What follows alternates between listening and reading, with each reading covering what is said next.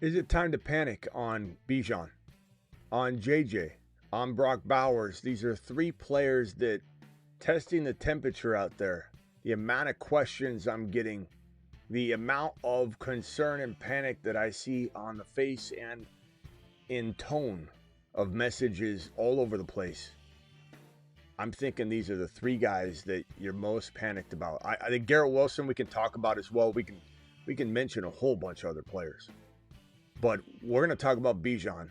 We're going to talk about JJ. We're going to talk about Brock Bowers. This is the panic chamber. We'll discuss waiver wire at the end. I'll create a waiver wire video based on the results of what we all decide because we do it together. This waiver wire nonsense out there where a channel creates 5 or 6 waiver pickups, that's nothing. We're going to comb through it together and figure out who the top ads are. We'll do it live at the end of the panic chamber segment. But the panic chamber, and we'll celebrate Hendy, house call Hendy. Taking it to the house every time he touches the football, baby. That Gibbs celebrating Gibbs just a little bit. Hey, Chan. Yeah, all of that. But the panic chamber and more. The panic chamber begins right now. The Fantasy Football Show begins right now. You are entering the panic chamber, brought to you by theattic.shop. Vintage movie tees and hoodies. Are you a panicked Peter? Let's find out. You are entering the panic chamber. Chamber.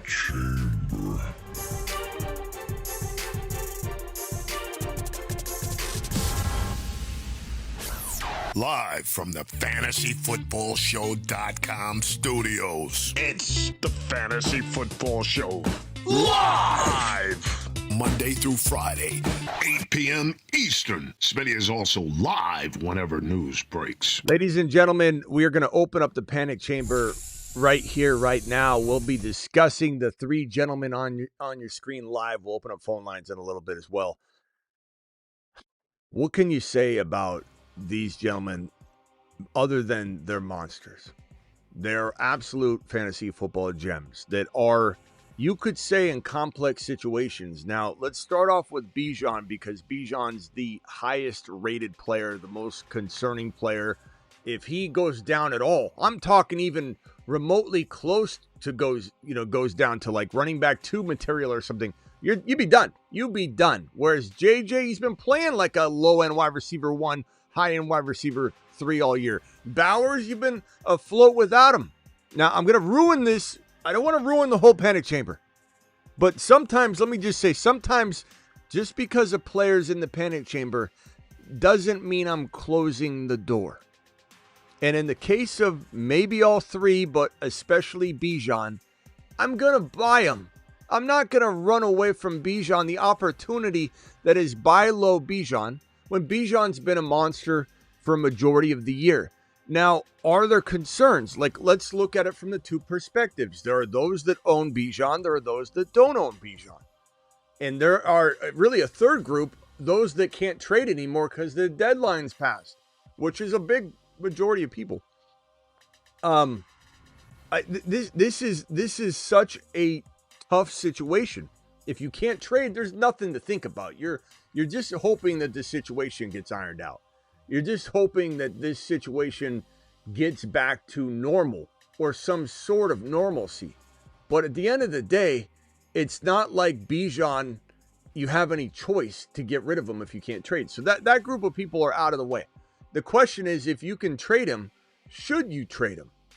If you can trade him, should you just hold on to him? I'll tell you this. I don't think anybody's going to buy low at this moment in time. I'm sorry, buy high. I don't think they're going to buy high. I don't think they're going to buy medium rare.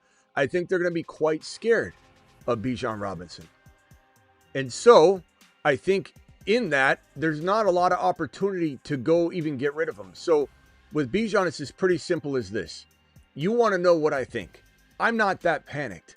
I'm worried about the state of the offense. I'm worried about this coaching staff. They're imbeciles in terms of how they use this running back stable. You've got Tyler Algier coming into Vulture the best running back in the league. I don't want to hear fantasy right now. JT's obviously balling out. I'm not saying he's number one right now in fantasy. He was a couple weeks ago. Things changed really quickly. But in terms of NFL running backs, Barkley said it. Everybody says it. He's the number one running back in the league in terms of all of the skill sets that he brings to the table. Footwork, vision, nose for the end zone, speed, cutback ability. Nobody, Barkley said nobody in the league cuts like him. Nobody's got the footwork of Bijan. No one's got the angles, everything. Nobody. And this team, this coaching staff, this group of imbeciles, they don't know what the hell they're doing. I don't care if Algier does well. Doesn't matter. Bijan would have done better. I don't care if Algier punches in 2 out of 3 goal line attempts. Bijan would punch in 3 out of 3 if Algier's punching 2 out of 3 in. It doesn't matter. So there's concern, innate concern built in moving forward. No doubt about it. Because this coaching staff, they don't know what they're doing. They don't know how to support Penix Jr. They're making bad play calls for a guy that has limitations in Penix Jr. to do certain things. And the reason we know that is Penix Jr. will look good one week and then he'll look really bad the next week. He's very inconsistent because this staff doesn't know how to position him right and mask all of the negative things and the deficiencies that he has. He's still kind of going through his first year. This is his rookie year in a sense. And the fact that everybody's judging him off of what is essentially his rookie year is asinine. Because I'm not saying that Penix isn't going to get ruined, because it feels like the staff is trying to sabotage this entire thing, but it's still his rookie year. This staff is more of an obligation and responsibility to cater to his deficiencies and mask them by running the hell out of the ball will be number one. They have more of an obligation to that than Penix does to answer for bad play because he's still learning. Bejon Robinson should be fed 15 to 20 times a game. And while he got the carries in this game, they weren't good carries. They were horrible play calls. I'd venture to say he had under 10 that were actually solid play calls. They don't give this man the ball in the right way sometimes. Sometimes they do. Sometimes they don't. Lately, they have not. And when you pull him out of the end zone, red zone, goal line opportunities, then you're getting him out of a rhythm. You're putting in a lesser player. And when the game was on the line, they leaned on Tyler Algier, not Bijan Robinson. It was absolutely ridiculous.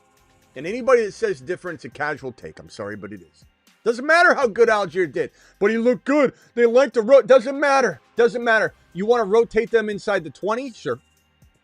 When the game's on the line, you put in the best running back, not only on the team, but the best running back in the National Football League. Otherwise,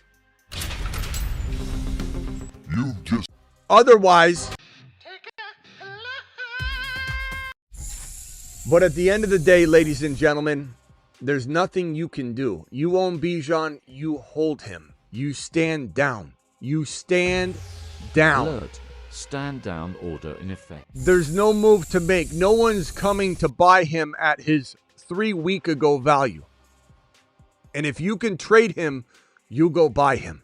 If you can grab Bijan at end of round 1, flipping into round 2, 10, 11, 12, 13, 14 overall equivalent value if you're drafting today, which is about where I think he can linger if someone's going to get fragile. If someone's scared, like a Scotty out there who's got this guy and he says, I don't know what I should do. Should I trade him for? So what did somebody ask me? I had 2 people ask me, what was it? Was it Chase Brown? One Chase Brown for Bijan, one other very, very low, low end running back 2, and a no-name wide receiver practically. Should they trade Bijan for those 2 players? People are wanting W's. People are looking at their record and saying, I can't lose one more time, and they're scared off. You need to buy. I am not putting Bijan in the panic chamber. I'm just not doing it. And am I concerned? Yes, not enough to run away from the situation.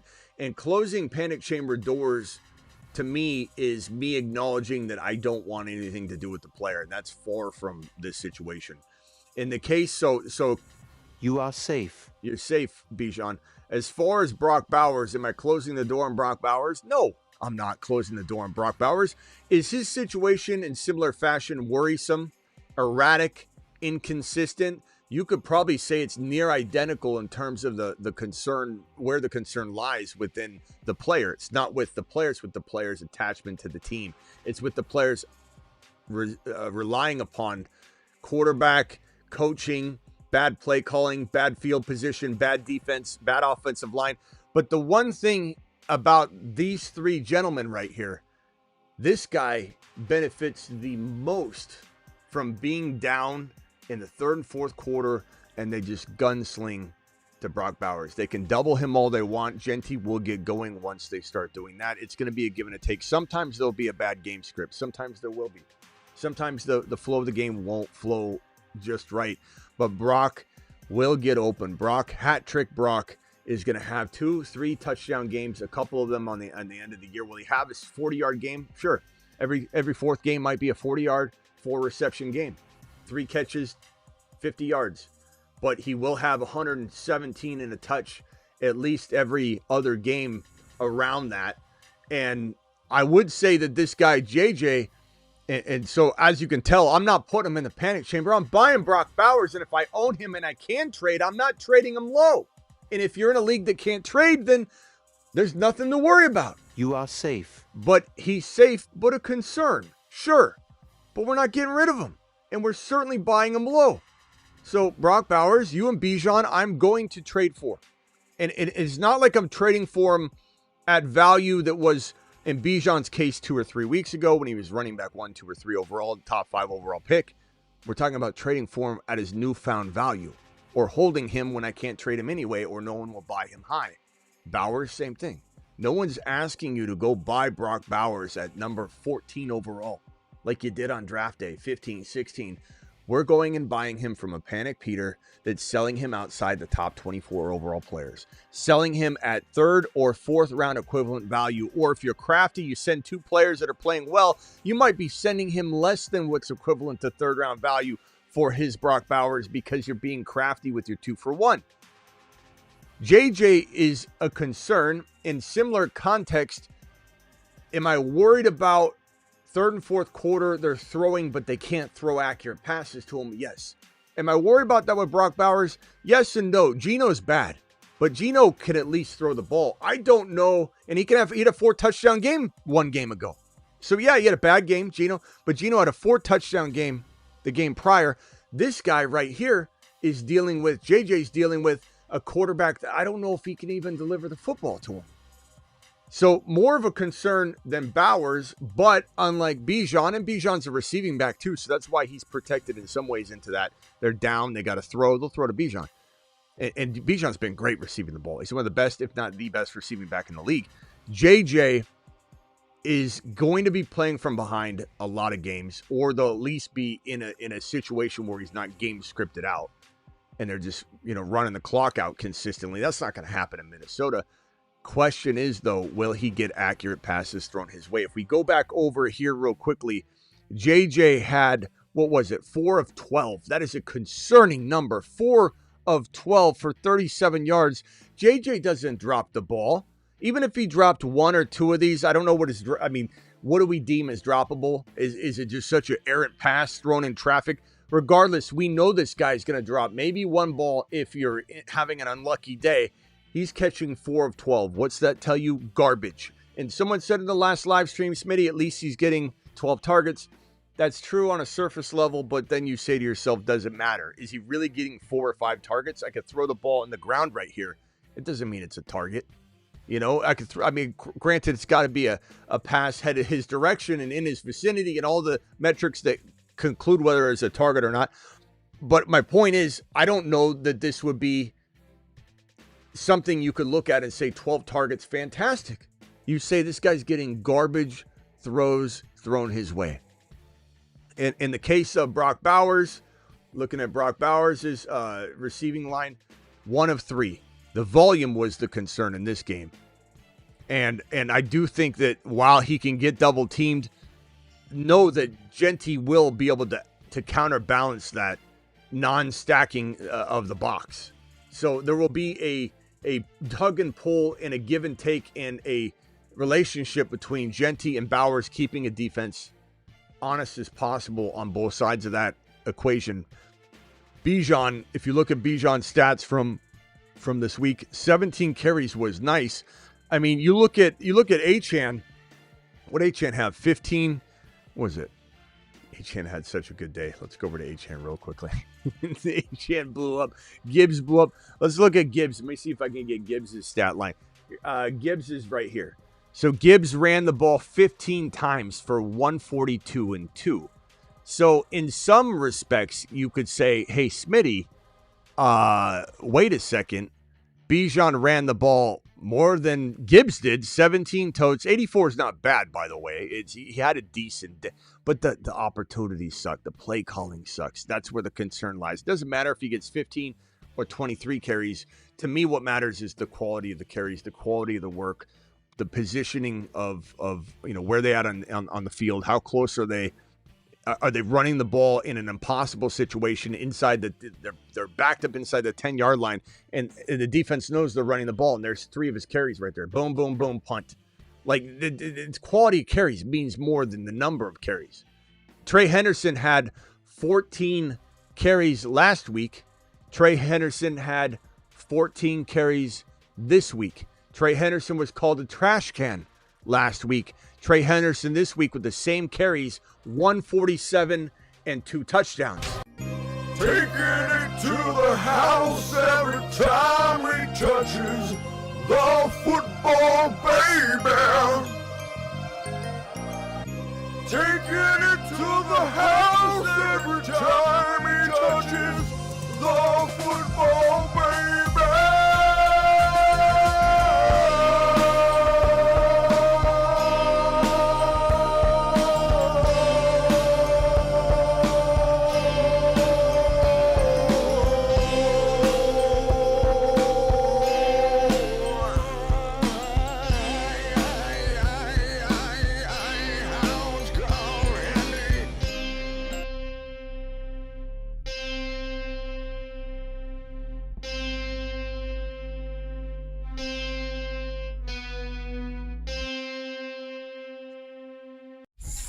Sorry. It's like a tick that I have. Once I start playing it, I got to go through it. I got to go through it. You know what I'm saying? JJ's not in the panic chamber either. But I'm not going to press the button to show you what happens when I do it if you're new to the channel. I'm tempted to but no, we'll say panic level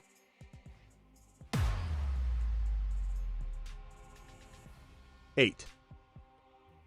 Panic level 8 on the panic meter for JJ.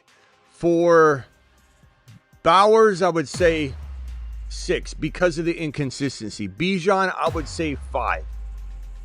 I think in order for me to, or even 4 really. Let's say Bijan's 4 or 5. I could go 5. For me to want to close these doors, it would be something along the lines of a level 8 for panic, where I'm in the orange. I'm in the near red territory. So JJ, I'm not quite there yet. I'd say between 6 and 7, maybe 7. And it's because it doesn't matter how good he is. If they're not, he's been inconsistent all year long. He hasn't been getting wide receiver 1 work all year long. And now he has the worst of all the situations, probably. Maybe it changes, but I'd love to hear what you guys think. Can you, 6, it's 6, 7? 6, 7? Hey, Ma. I smell meatloaf. Ma, get that meatloaf ready. Hey, Ma, the meatloaf. I want it in 6 or 7 minutes. 6 or 7 minutes, Ma. Look, you can either fight the 6-7 thing and say, that's stupid, or you embrace it and take the power back. Because I'll tell you what, if you don't embrace it, you're left behind. You're on the outside. The moment you accept it and embrace it, you feel better about it. Okay? So let me just say that. As far as this man right here, JJ, can you guys drop a non-6-7 number in the chat and tell me where you rank your panic level on JJ? 8 being closed the door, panicked as hell.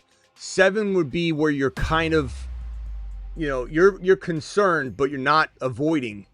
The 4, 5, 6 territory is you're still kind of buying at the right price. 1, 2, you're not worried at all. I would love to know where you guys are at on JJ. The chat says 9, 4, 8, 6, 8, 10, 7.25, 8 because of JJM, 7, 8, 9, 7.6, 5, 8, 22, 5.5, around 8, 6, 6.7.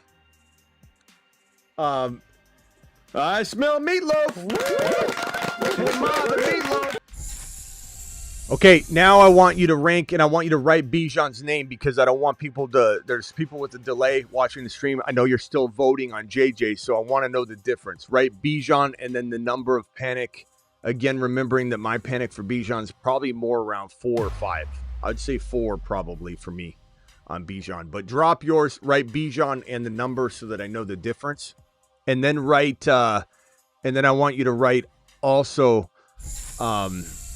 Bowers and the number between 1 and 10 panic. Remember, 8 being you're starting to get to the point where you want nothing to do with him. You want to get rid of him, nothing. Bijan 4.6, Bijan 3, Bijan 3.5 from Travis, Bijan 5 from Mike, Bijan 3, Bijan 3, 1, Bijan 6, 4.5. Okay, so I'm feeling good about where you guys stand on Bijan. We're very, very similar in the Bijan panic chamber value. We're very, very close to where we see it. Bowers, I got a 0. I like the way you think, though, TM. Bowers, 5, 2, 5, 10, 2, 2. Okay, good. I think my community's on point. I think you guys are absolutely fantastically on point with how you value Bijan, how you value Bowers. And I think we're all on the same page in terms of how we value JJ. Look, it's not an easy panic chamber to discuss these guys because we love them. They're monsters, but sometimes the best players are in the panic chamber. But thankfully today, they're all safe. You are safe. But it's close. I mean, we're maybe one more week away of disappointment to having a conversation where one of these guys is getting the panic chamber door closed on them. But for now, we're going to rip them out and move on with tonight's show. We also are going to go over the waiver wire walking into week number 11. So we'll talk about that. I first want to discuss this game real quickly as the game just ended, the Thursday night football game. We have all the news here. If you missed the breakdown of week number 10, we did a full recap of basically all the big skill position players and went over all their stats, and what a glorious day we had. Probably we concluded the second or first, but probably second best day of the year for this show and all the players we consistently talk about. Vidal came through nicely, very nicely. 95 yards rushing, a touchdown, 1 catch. I would have loved to have more PPR work, but 1 catch for 13 yards. It was a nice little rebound day. I knew he looked pretty decent today, and I think people that started him in a jam got what they really were hoping they get. DK Metcalf, total panic chamber player. We could throw DK Metcalf in the panic chamber. We could throw Garrett Wilson in the panic chamber. We certainly could go over that as the night moves along if we end up dipping into more panic chamber players. But I'll tell you what, the guy I'm excited to mention right now, you know who I'm about to mention, dropped a wad on the field tonight, as we've been predicting and pushing for really over a month now. McConkey. McConkey was yet again marvelous in this game. McConkey had 107, 4 receptions, and a touchdown, as you can see right here. 26.8 a catch. Guy looked fantastic. There was other opportunities that he even could have capitalized on to make that stat line even bigger.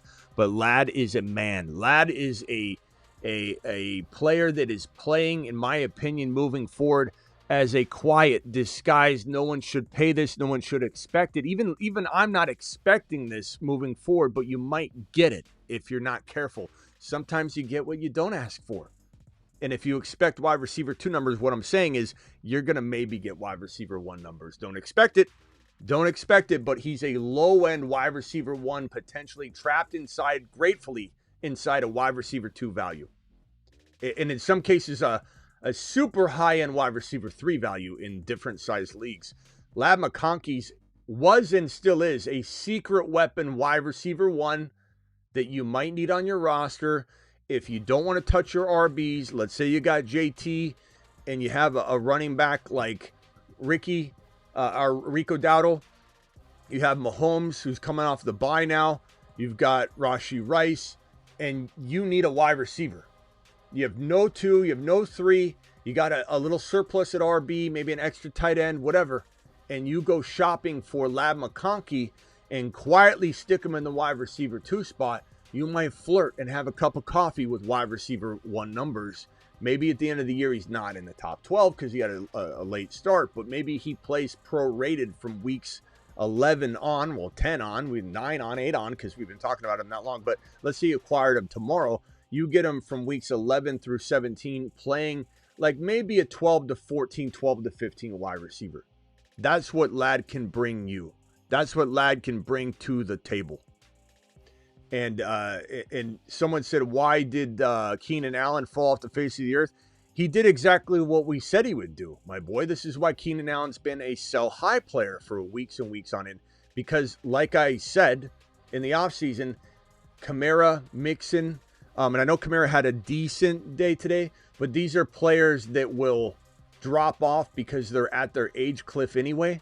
And their teams and offenses, the way it's just going to be a drop-off year. We knew Keenan Allen was probably going to look good, but would he maintain for 17 weeks? Probably not. Was Mixon last year going to maintain for 17 weeks? I admit he played way better in weeks 1 through 10 than I ever imagined. And I even took an L. I went back and said, I'm always right. People are like, you're right on Mixon, Smitty. He did end up busting on anybody that had him from like weeks 12 through 17. But I even amended that. And I said, no. Negativity where negativity's due. I should have said draft Mixon last year and then trade him by double-digit weeks. That would have been the ideal Mixon advice. And so what we said this year with Keenan Allen popping off early, ride the train for a little bit, but then sell him high. And Lad McConkey's the true wide receiver 1. Quentin Johnston, sell him high. Quentin Johnston's not that guy, pal. He's not that guy. And Quentin Johnston, Stonehands, we call him, 5 for 42, had a decent day today. I'd sell the hell out of that value. I'd sell it like it was a hot tamale at a swap meet, and just sell it as quickly as I could. Get rid of it. Hot potato, like a hot potato is what I'm trying to say. Hot potato. Get rid of it before it cools off, because guess what? No one's gonna want that cooled off hot potato the moment it cools. Nobody. You ever played hot potato? Nobody wants the cold potato. He's going to be a cold potato, Quentin Johnston. So it's stone hands cold potato. Stone cold potato is what he's going to be. Just useless. Now, I think Lad McConkey is going to eventually absorb what Keenan Allen's slowly relinquishing. Gadsden also injured his knee. We'll see how that goes. But Gadsden injuring his knee is going to certainly put more of an onus on Lad. They're going to need to throw to Lad. Once the rushing attack improves a little bit with the resurgence of Hampton, this could then change the dynamic again. But that also might make it a lot easier for Lad to find open space. So, yeah, that's bit Lad to the moon. What else do we have right here for Lad McConkey? Roman Wilson, who cares? 35 yards and a touchdown. DK Metcalf, worried as can be. Jaylen Warren reminds me a lot of J.K. Dobbins. You're going to get some solid yards and some big rips, and you're like, oh, this is going to be great, right? 70 yards. I mean, he's 5 yards a carry, but what's it really add up to? 7 points there, and then 8, 9, 10, 11. not horrible, but like it doesn't feel, the production doesn't feel like it did when you were watching the game and he's leapfrogging people like Superman. And then it's like, okay, I got 11 points out of that. So I truly believe that this, Sunday night game shed the light on a couple things. And that's one, that Lab McConkey is going to be able to help you win a league if you buy him at the right price. Where's this game again? Here it is. And that the Steelers, like I said in week 1 in our Patreon, and then Aaron Rodgers went out and had a great week 1, and I felt like, wow, how did I get that on? I said I got it wrong coming out of week 1, but I didn't really. It was just he was on a little bit of a cloud 9. Aaron Rodgers is awful. And what I said in week 1 that I thought I was going to be wrong on because he played so well is I don't think he can last. I don't think it's in Aaron Rodgers to stay healthy or stay at a high producing level. Like he'll drop off and look awful as he's trying to muster through it. Aaron Rodgers is going to drop off the face of the earth. Aaron Rodgers, he's either going to get hurt or he's going to continue to play so bad that they replace him at some point. That's my prediction. I thought that in week 1, and I came out of week 1 going, wow, did I get this wrong? He played well for a little while. So maybe a couple adrenaline shots or something. I don't know. They wore off. Aaron Rodgers does not look good right now. Also, you got to consider you're mixing that in with Tomlin and Arthur Smith on top of all of the situational things going on there, the boring vanilla game script that they always have, DK Metcalf and not even being able to utilize him properly. There's so many negatives. The Steelers are definitely a team. What's their record right now? Pittsburgh Steelers they're 5-4, right? 5-4. 5-4. And I don't think they have a shot at making the playoffs when all is said and done. I don't think the Pittsburgh Steelers have a shot. And we'll see. I think the Ravens are going to overtake them. And then what's going to happen is Buffalo, New England's grabbing one of those playoff spots. Then we have probably the Chiefs or the Chargers taking. So New England, Buffalo. We've got Denver, KC, and the Chargers. And then we have Baltimore eliminating their potential AFC North way into the playoffs. If they clinch by winning the division, of course they're in, but I don't think they're going to. I don't think they look good enough. And then you've got the Colts as well. Let's pull it up. Let's pull it up here. I think ultimately New England, Buffalo, one of those teams is going to lock into a wild card spot. KC, Denver, one of these two teams, or the Chargers, you could say, if you want, lock into one of the wild card spots while the other wins their division. And then you might get the Chargers and let's say the Broncos or the Chiefs and the Chargers or whatever to grab the other two wild card spots. And then that's that. The Ravens, I believe, will win their division. I don't think that the Steelers will play well from here on out. I just think Rodgers is going to fall apart. And whoever wins this division, probably going to be the Colts, I would say. I don't think any one of the teams, Jacksonville, Houston, or Tennessee, are going to grab a wild card spot, but that doesn't necessarily mean that there's an open wild card spot because I believe it will be consumed with another division. That's my take anyway. Now, I could be wrong if the Steelers win the division, but I don't think they're going to. And if anybody wants to call up and argue it later, sure, go ahead.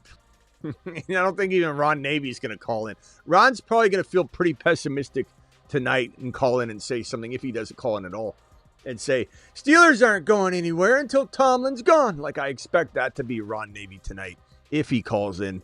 Not optimistic, Oscar. You'll see the Steelers are winning the division, pal. I don't think we're going to hear that. I don't think anybody is going to call in and say that at all.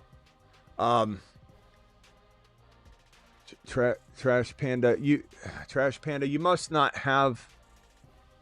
He says Hendy will suck again when Stevenson or Jennings comes back.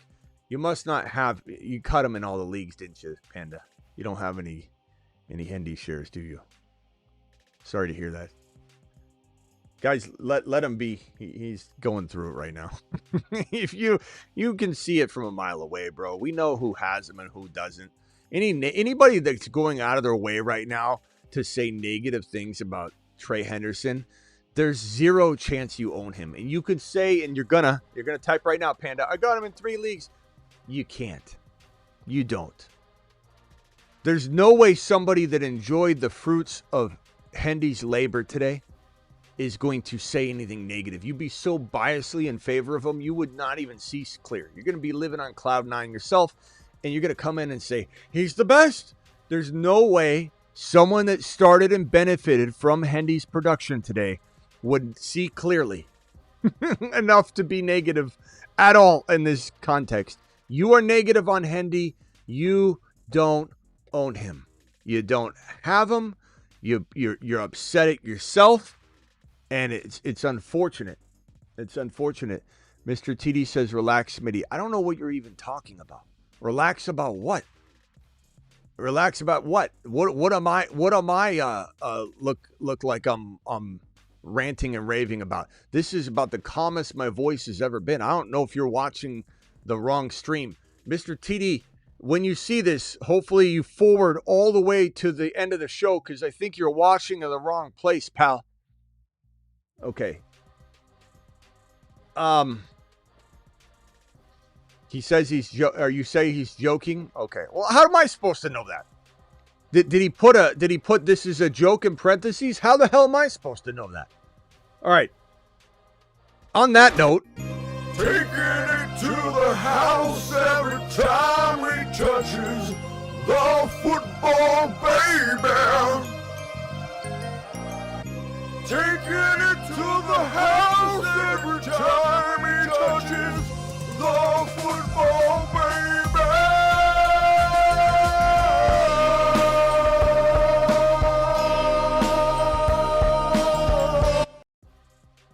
all right.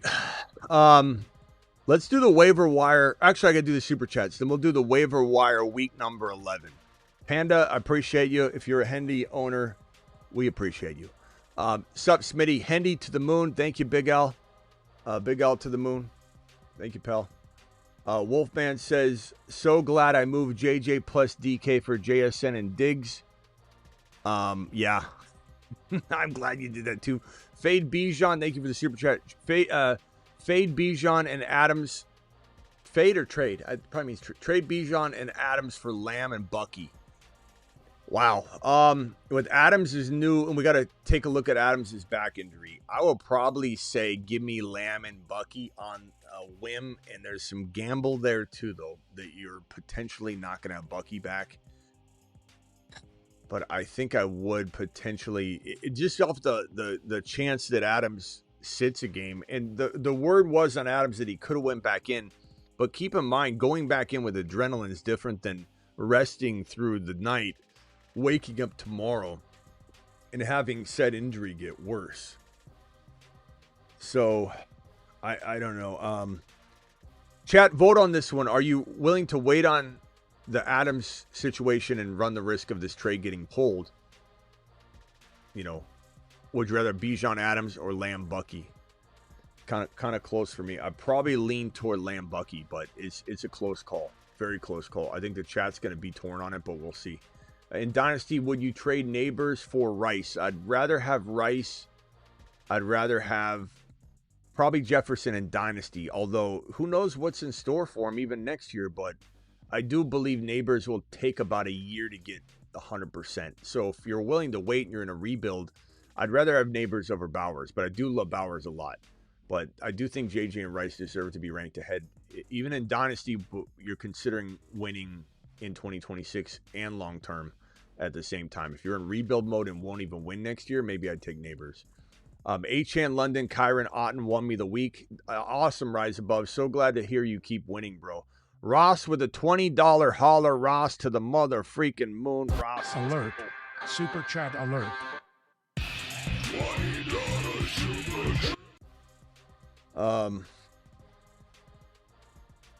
$20 hauler, 12-team PPR, 2 flex, 6 and 3 QBs are Herbo, Danny Dimes, Bijan, Chase Brown, Algier Jennings, Garrett Wilson, Ladd, Pierce, Golden, Pearsall, Goddard, Kincaid. Kincaid got injured. Lost Evans, Garrett Wilson, Scatterboo.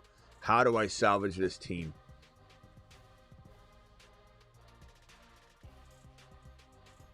I'm going to be honest with you, bro. You can't sell Bijan right now. Who are you going to sell him for? You'd have to be able to buy like JJ and Judkins for him. 2 buy lows coming out of the week as well. So you could explore selling Bijan a little lower than you want to, but buying higher on 2 different players. So explore that. Judkins, Henry, Rico, those players, and with a wide receiver, an elite wide receiver. As far as everything else, there's nothing else you can trade. I hate to break it to you. I wish I had better news. No one's buying anything else. Maybe Chase Brown, but I don't even think that's going to be something that's going to get you way more than what he's kind of gaining back to be worth. And so I think it's your only shot. You see if someone's willing to pay the old price of Bijan. And to be honest with you, I might. If someone was selling Bijan, I'd try and buy him a little lower, obviously. But if I could get a little bit of a discount but still pay pretty high, I would do it myself. So there are people that are not afraid of Bijan. So I would look at it, Ross, and start off with those running backs that I just said and go from there. See what wide receiver you could couple with Bijan or Judkins. What wide receiver you could couple with Rico? What wide receiver can you couple with those players? James Cook could also potentially be bought low. Hey, Smitty, about to be 6 and 4. Alert. Super chat alert. Thank you for the super chat. QBs, Goff, Knicks, wide receivers, Buka, JJ, Addison, Worthy, Keenan, running backs, Bucky, Hendy, DeMarcado, Trey McBride, Gadsden got hurt. Should I look for a trade? You should have traded Gadsden or McBride. Probably Gadsden, because you keep hopefully the better tight end. And I like Gadsden a lot. He would have got you a lot. I don't know how hurt he's going to be. That was your trade opportunity. Now I'd probably say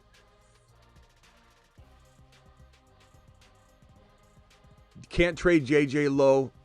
You could trade Bucky or Buka high, but I don't know if I want to. Bucky's coming back. I think you're in a good spot. I think while a trade could have benefited you, you're still in a good spot, bro. Buka, JJ, Goff playing really well. Knicks, depending on the matchup, that's a great QB combo, or I should say really good QB combo. Worthy's interesting. No one's going to buy him high. Addison, interesting. No one's going to buy him high. Hendy, I wouldn't sell him. I think you let it ride. I don't think there's a lot of trade opportunity for you, Javi. If you were to move anything, it would be Buka. And the only thing I would Smitty approve would be something along the lines of, let's call it, let's see here if I can,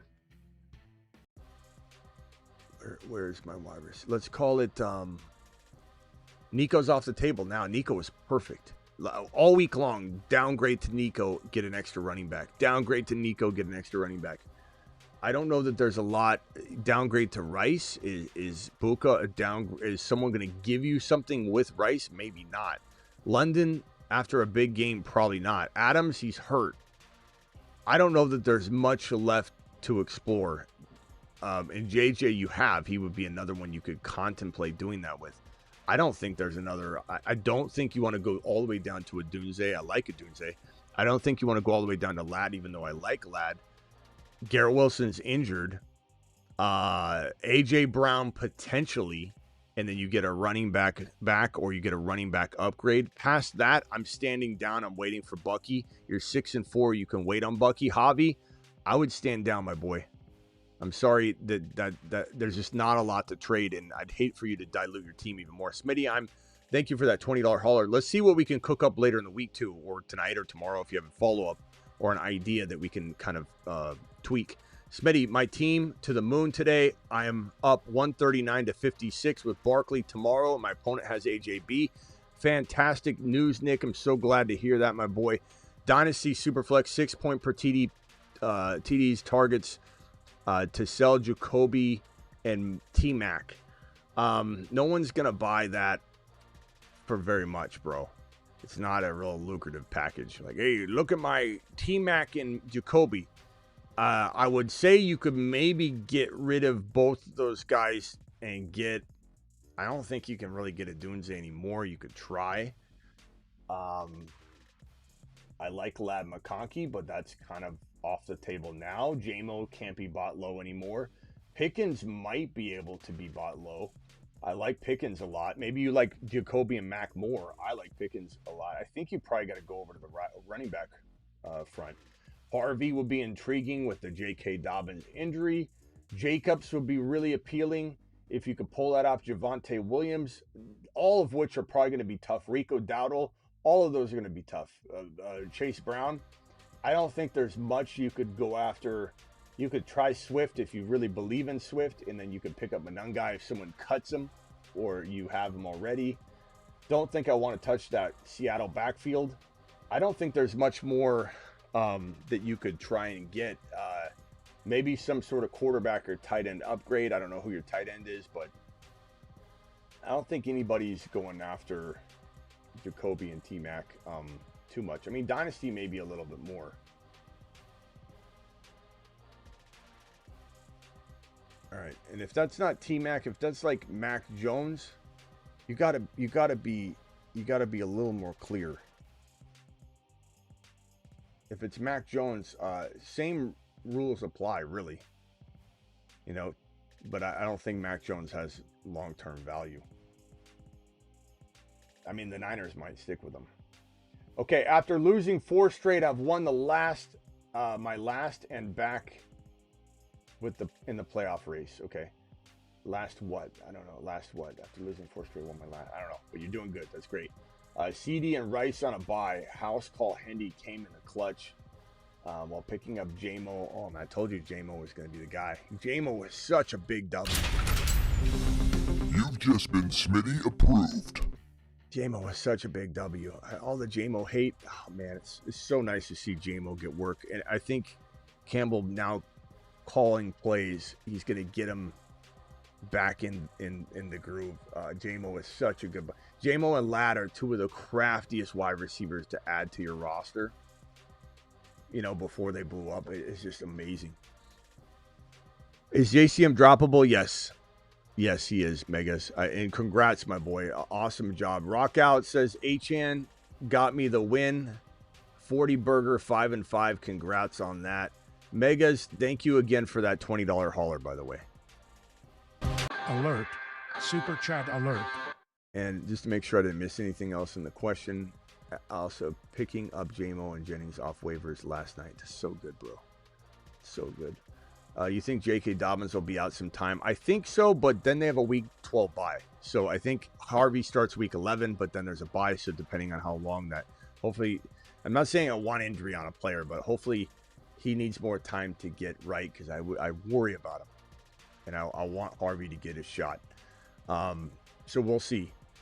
RJ should start one game, but we're not even 100% on that. Just wanted to say you went 3 for 3 with me this morning on starts. Now I'm going into Monday night with 3 points with Hurts versus the Eagles. D, thanks, Smitty. Thank you, TDs. Look, some of these 50-50 calls are tough too. That's why sometimes you're going to hear me say something that you don't like, which is that there's 2 answers. There's high risk, high reward, and there are safe, steady Eddie calls.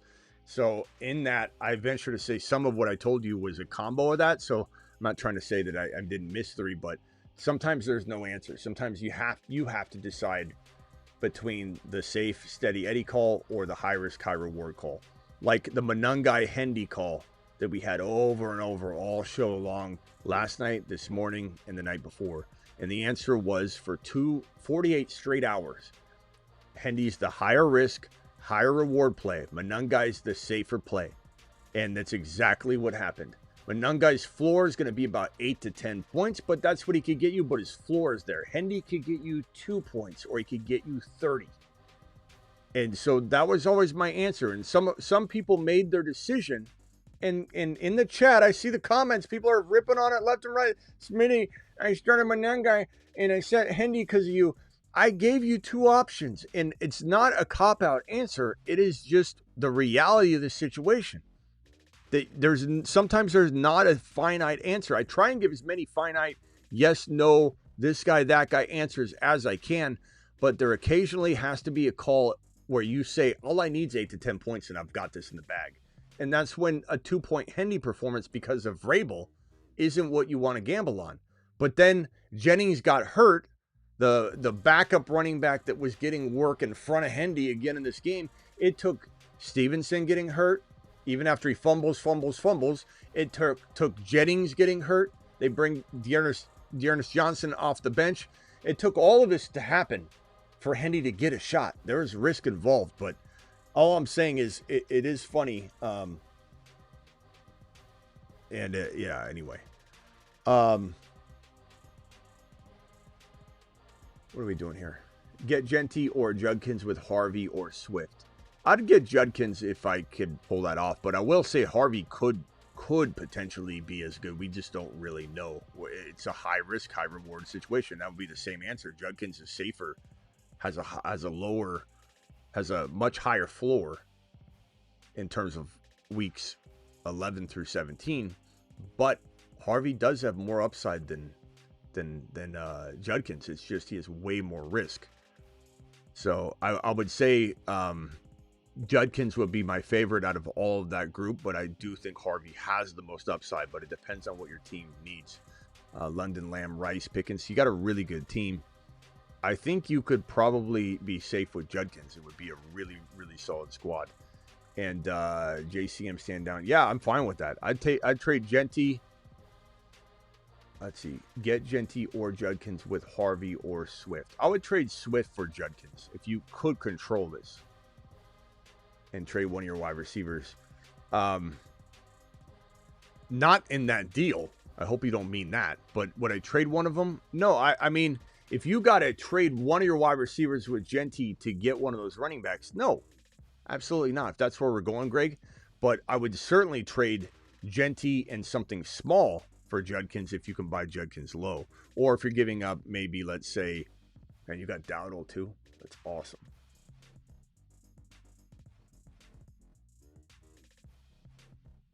I mean, there's not really much to trade. Like, I wouldn't even trade Pickens and Genty for necessarily one of those running backs. Those running backs aren't big enough for me to do that. And Dowdle and Hendy are going to be pretty good for you. I don't want to move those wide receivers, so not doing that. I would trade Genty and JCM, Genty and a backup quarterback. I'd trade Genty and Dobbins. I just don't see other players to throw in. But, Greg, I'm not doing a 2-for-1 using one of those wide receivers, though. Thank you for the super chat. James Cook and Amon-Ra for Jacobs Hall and Nico Collins. I'd say James Cook and Amon-Ra. Much better option. Still believe in James Cook going forward, but 4 and 5 this week's matchup decided tomorrow. Knicks, Gibbs, Hall, Lamb, Pickens. Any moves? I like the squad. Gibbs and Hall playing fantastic. Would I sell Hall high? Maybe. Depends if I could buy low on a player. I like Bijan. I don't want to say you can do Sutton. What can you do? I mean, maybe Harvey could help get it done. Maybe Harvey, and I'd rather keep Harvey if possible. Pickens or Sutton with Hall to get Bijan, to get James Cook, to get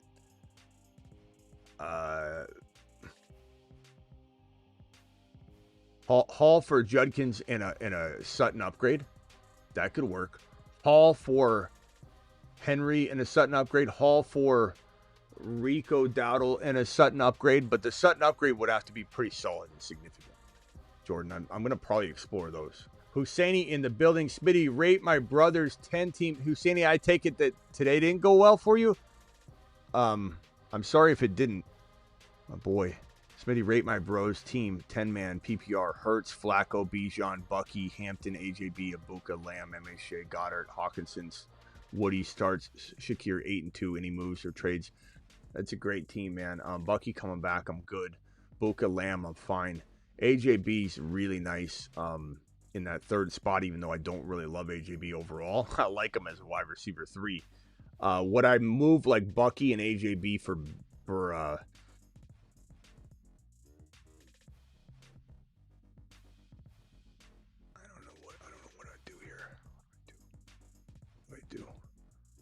This is my team. AJB and MHJ for one player. How about Bowers?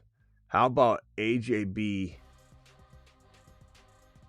for Bowers? How about AJB and Goddard for Bowers and something small that we still like? Kind of like Ladd and JMO were amazing throw-ins. How many times did I say throw JMO into a trade, throw Ladd into a trade, and now look how good those are. Like, we could still find a player that might be attainable like that. But I'd say AJB and Hawkinson for Bowers straight up. I'd do that. AJB and Goddard. AJB and MHJ for Bowers and a receiver. You know, like JMO or Ladd that's going to rebound. Another wide receiver that comes to mind that kind of has that JMO and Ladd revitalized value will be Pickens. You know, see who the Pickens owner has? Would I trade MHJ for Pickens? Yes. Would I give up something small like Goddard? And then, yeah. But I really like the idea of Bowers, bro. Uppercase and lowercase alternating means mocking tone. Richard, I don't know. Not everybody knows that. Not everybody knows that. Sometimes people, you got to understand, some people type in capital letters all the time, or they're trying to get attention. So it's not always the case. Not always the case, my boy. Super chats. Thank you all for those super chats. You absolutely amazing people. I'm going to open up the phone line for Travis only right now if he's out there. And let's go over the week number 11 waiver wire advice and write it down on the board here together. So this will be week, and I'll do probably a follow-up video on this. Maybe. Yeah, I probably will. Week 11 ads. So let's write it out here. Waivers. Week 11 waivers. Well, actually, we'll do it in tiers of quarterbacks, running backs, wide receivers, and tight ends. Let's do it like that. All right, Travis. Who are, according to your calculations, the top 5 ads of the week? And chat, if you want to participate in giving us your thoughts, and you guys always give us 1 or 2 or 3 or 4 names even that we haven't thought about. You know, not because we don't use our brains, but because we don't really realize that these guys are still available in so many leagues. We look up the percentages, and you're damn right. Travis, give me the top 5 guys in your opinion that are, and guys, the phone lines aren't open, as I just said. Like 3 of you trying to dial in already. I'm not taking phone calls yet. We'll do it after the waiver show. Go ahead, Travis. So I'll just give you my top couple at each position real quick, and you can pick out of them. And are we doing like 20% or better? Or what are you looking at for availability? Yeah, at least 20%. If there's somebody that's inside that, but we want to mention them, like at 13 or 18, I'm fine talking about it, and then we'll put them on the side somewhere and just make sure we're keeping note of it. All right. So in terms of guys that are like 20% or better, at quarterback, there's Flacco. Darnold had a bad game. He's still available. Those are probably the 2 biggest ones. I mean, Davis Mills if he keeps playing. But then when you get to running back, so Hendy is like 10 to 15%. So just check if he's there, but he's kind of out of that range. You got Harvey is available in about 20% of all leagues. Monungai is still available in 20 to 25%. Woody is available in 25 to 35%. Vidal, about 15%. And then if you want Charbonnet too, he's available about 10%. How is Charbonnet available? How is Harvey? How is Monungai available? What did you say Monungai's percentage was? That's insane. Monungai is owned in 80% of Sleeper, 76% of Yahoo. So 15 to 20. 20 to 25. All right. Okay. So 20 to 25. I thought you said 80 something. 80% of Sleeper and 76%. Oh, 80%. 85. Okay. So 20 to 25% available. Harvey, you said was what, 18 to 20? Yeah, 17 to 20. 17 to 21. This is percentage available. And then Woody is available in what? He is available in 25 to 35%. I don't know what platform. Man, that's crazy, Vidal. Okay, so and who else after those guys? And guys, if you have any other running backs, we're in running backs right now, so you're wasting your breath if you're throwing out tight ends. And Charbonnet's available in like 18 to 22%. Sharps and 18 to 22. Okay. And then the rest are, Aaron Jones, Algier, those type of guys. They're not up toward the top. But then, like I said, Hendy and Vidal are like 10 to 15% available, so check if they're there or not. Yeah. Okay. All right, so let's go a little deeper. Some of you are saying these guys aren't available. We're literally telling you the percentage. So they are. These are the percentages. It's not guesswork. It's not, oh, I don't know if they're available. Check. These are the percentages. These are staggeringly high. So might not, if someone's watching, I have to go through this every time. If somebody's watching and they're not available in your league, well, congratulations. You're a world star. But they're available in significant percentages of leagues. We're talking about 20 to 25%. You miss 20 to 25 points on your exam, you're barely passing. That's a significant number. Spears is one. Corum is one. Algier. Spears. Corum. Who else are we not throwing out for running backs?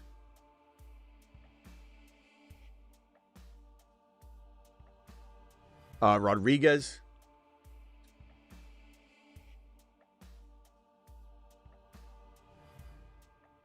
What other? B-Rob Jr. Good one. B-Rob Jr. B-Rob Jr. Let me make this wide receivers right here.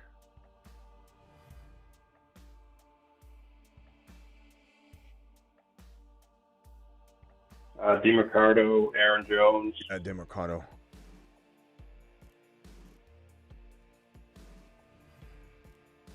Aaron Jones, I got on here. Right here, Aaron Jones. Aaron Jones. Spears already did that one. If I own Barkley, I'd want Bigsby. Yeah, Bigsby's good. Coming off that injury. All right, I'm going to erase these percentages so that I can use the space, but you guys get the deal. Bigsby. Tootin for sure. And Tootin I'd probably put, honestly, right under Sharbs, I guess. Sorry.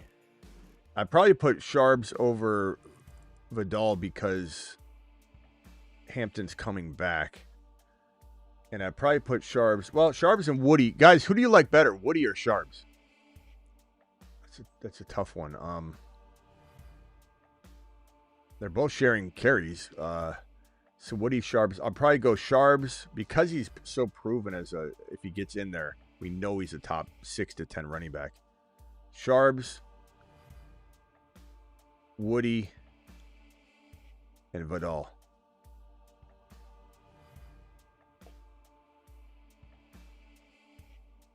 How do you feel about Sean Tucker?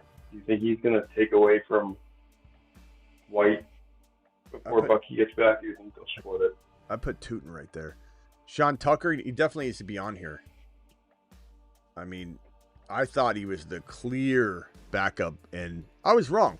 But I don't think I was wrong because of, the talent assessment. I think I'm wrong because I tried to predict what the coaches would do, and they didn't do it. And that's where I was wrong. I think by far and away Tucker's the better option. Benson, Benson I guess he is available and enough. So we'll go Vidal. So we'll go Benson. So Woody.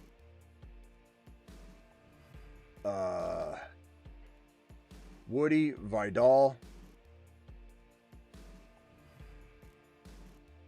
Benson.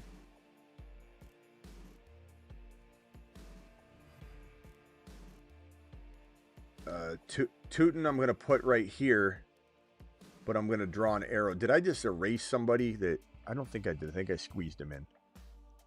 So Tootin maybe ahead of even Benson or right where Benson is. I think Benson could climb a ton, but we still haven't seen him back. We don't know exactly when he'll be back.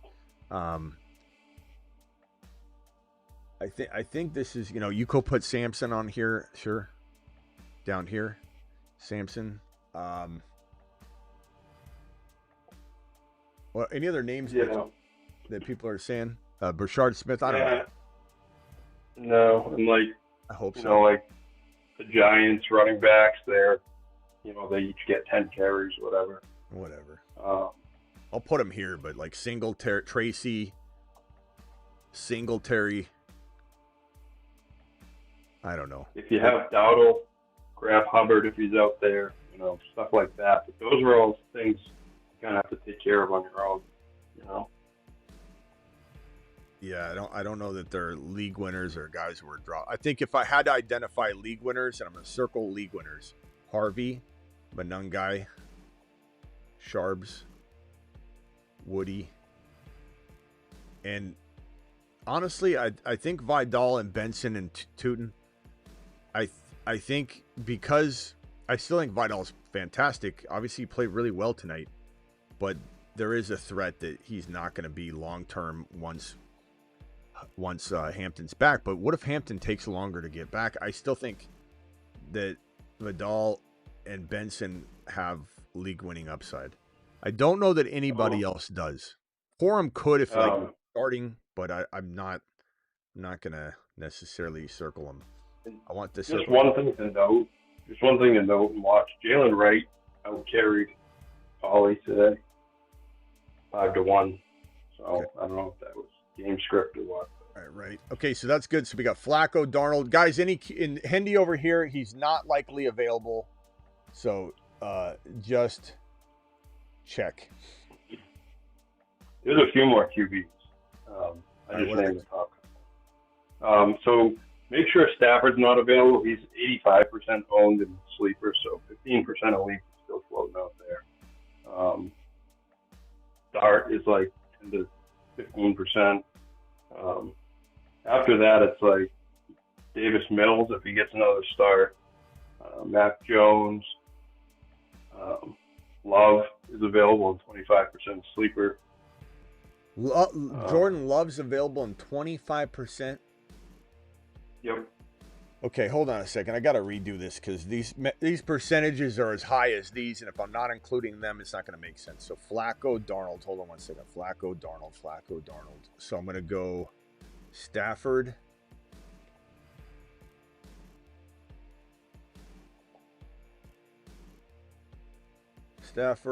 Flacco.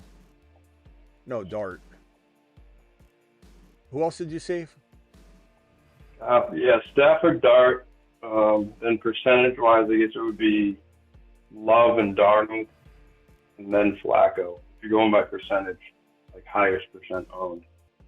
Love. All right, so tell me if I'm missing anybody. Stafford, Dart, Flacco, Love. Darnold. Oh yeah, Darnold. I don't know. Do we rank Darnold above Flacco and Love or no? He had been better. I mean, it was one bad game, So Darnold. I guess you got to watch what JSN's issue is too. He's got a concussion maybe, so.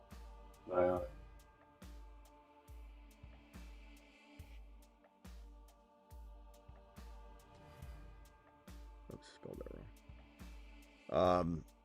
Okay, so wide receivers. JMO is available in 13 to 14%, right on the line. Okay, so I'm not going to include that. That's too high of a number. I'm going to put him over here with Hendy. So JMO and Hendy, just check and make sure they're not available, people, please. All right, go ahead. So Franklin from the Broncos is available in like 45% of leagues. Parker Washington is available in like 45 to 60% of leagues. Tez Johnson available in 50 to 60% of leagues. Pierce from the Colts, same thing, 50 to 60%. Judy, I don't know what to make of him. The second Tillman came back in the lineup, he had a good game. I don't know if there's anything to that. He's available in almost 50% of leagues, 40 to 50%. Naylor, Shepard, Judy. Okay, I got all those guys. Wandale, he's been consistent. He's available in like 15 to 20%. Jennings had a good game. Juwan Jennings. Jacoby Myers, Shaheed. Jennings, Judy. Down into those guys now. Jennings, Judy.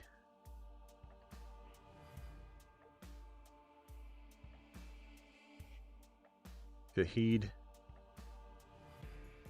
Anybody else, guys, that you're seeing in your waiver wire? Diggs, come on. No, he's old. I mean, Jacksonville traded for Jacoby Myers, so did you get him on there? Okay, Jacoby.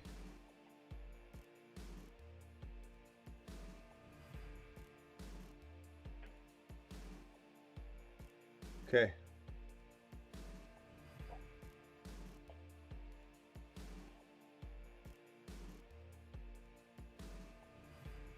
Caleb, we already explained it.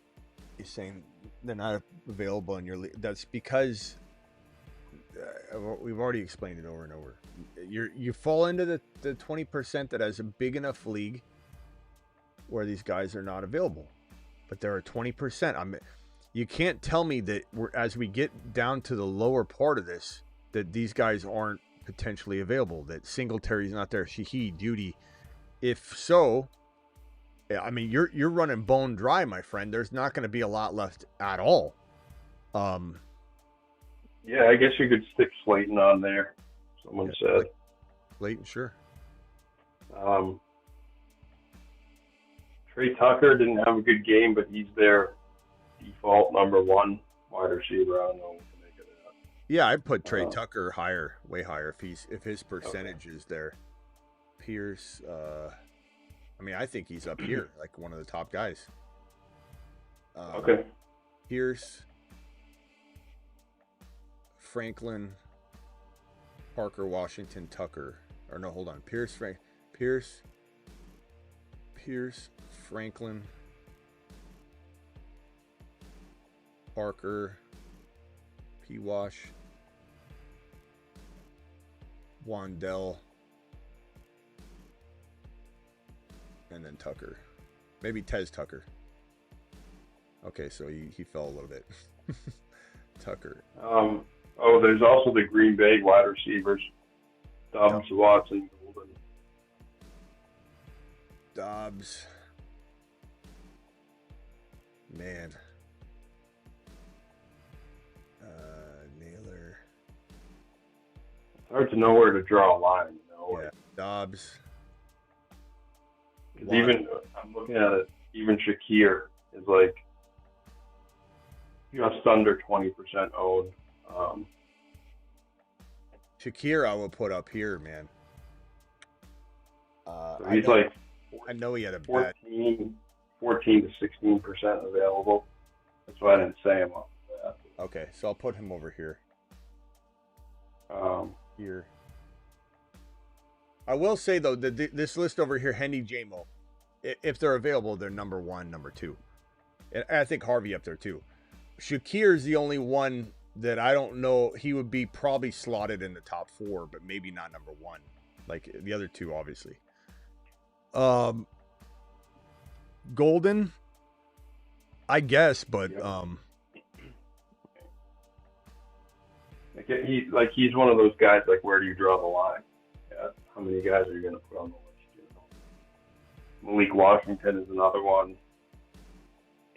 Jaden Higgins had a good game, but, is he going to be consistent? Malik Higgins. Okay. Tight ends? So obviously Gadsden and Kincaid both got hurt. They're like 10 to 13%, so like very last call on those guys. Those are off to the side. After that, there's quite a few. Juwan Johnson, Otten.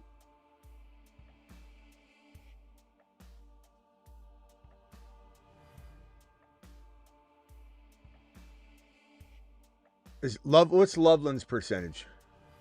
Yeah, Loveland would be there. He's like 35 to But Loveland won. 55. Okay.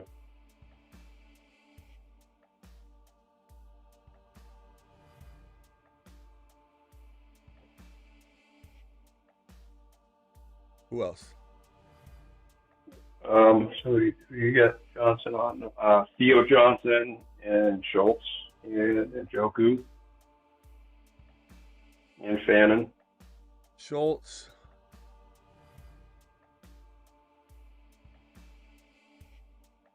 Fannin. What did Fannin do today? What was his final line? Yeah. I think he had like, 8 or 9 points. 4 for 44. He's just 7 targets. consistently getting the same. Theo Njoku. What takes him? Pitts. Oh, Pitts. Pitts is still 20% available.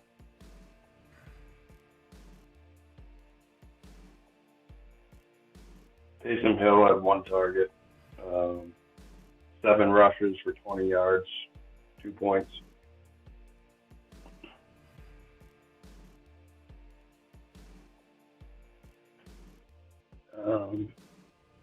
Isaiah Likely, sure.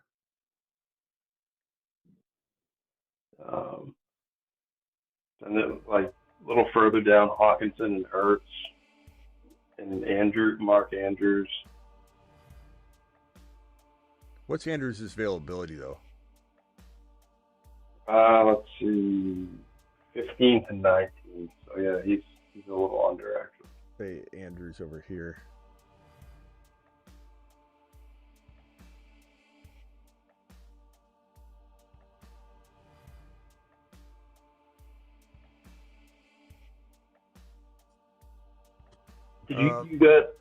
Did you get both Johnsons, Juwan and Theo? Because Juwan Johnson's been tearing it up. Yeah, I got Johnson here. I got Theo. Oh, I did. I erased. Okay. No, I erased Theo. You're right. Oh. That's who I took away. I was trying to figure out who I erased. So, and he's been good too since yeah, Scat came out. So Otten, Fannin. Let's see here. Schultz and Joku. Hold on 1 second, so I don't forget. Pitts, Schultz, and Joku. Theo. Pitts, Schultz,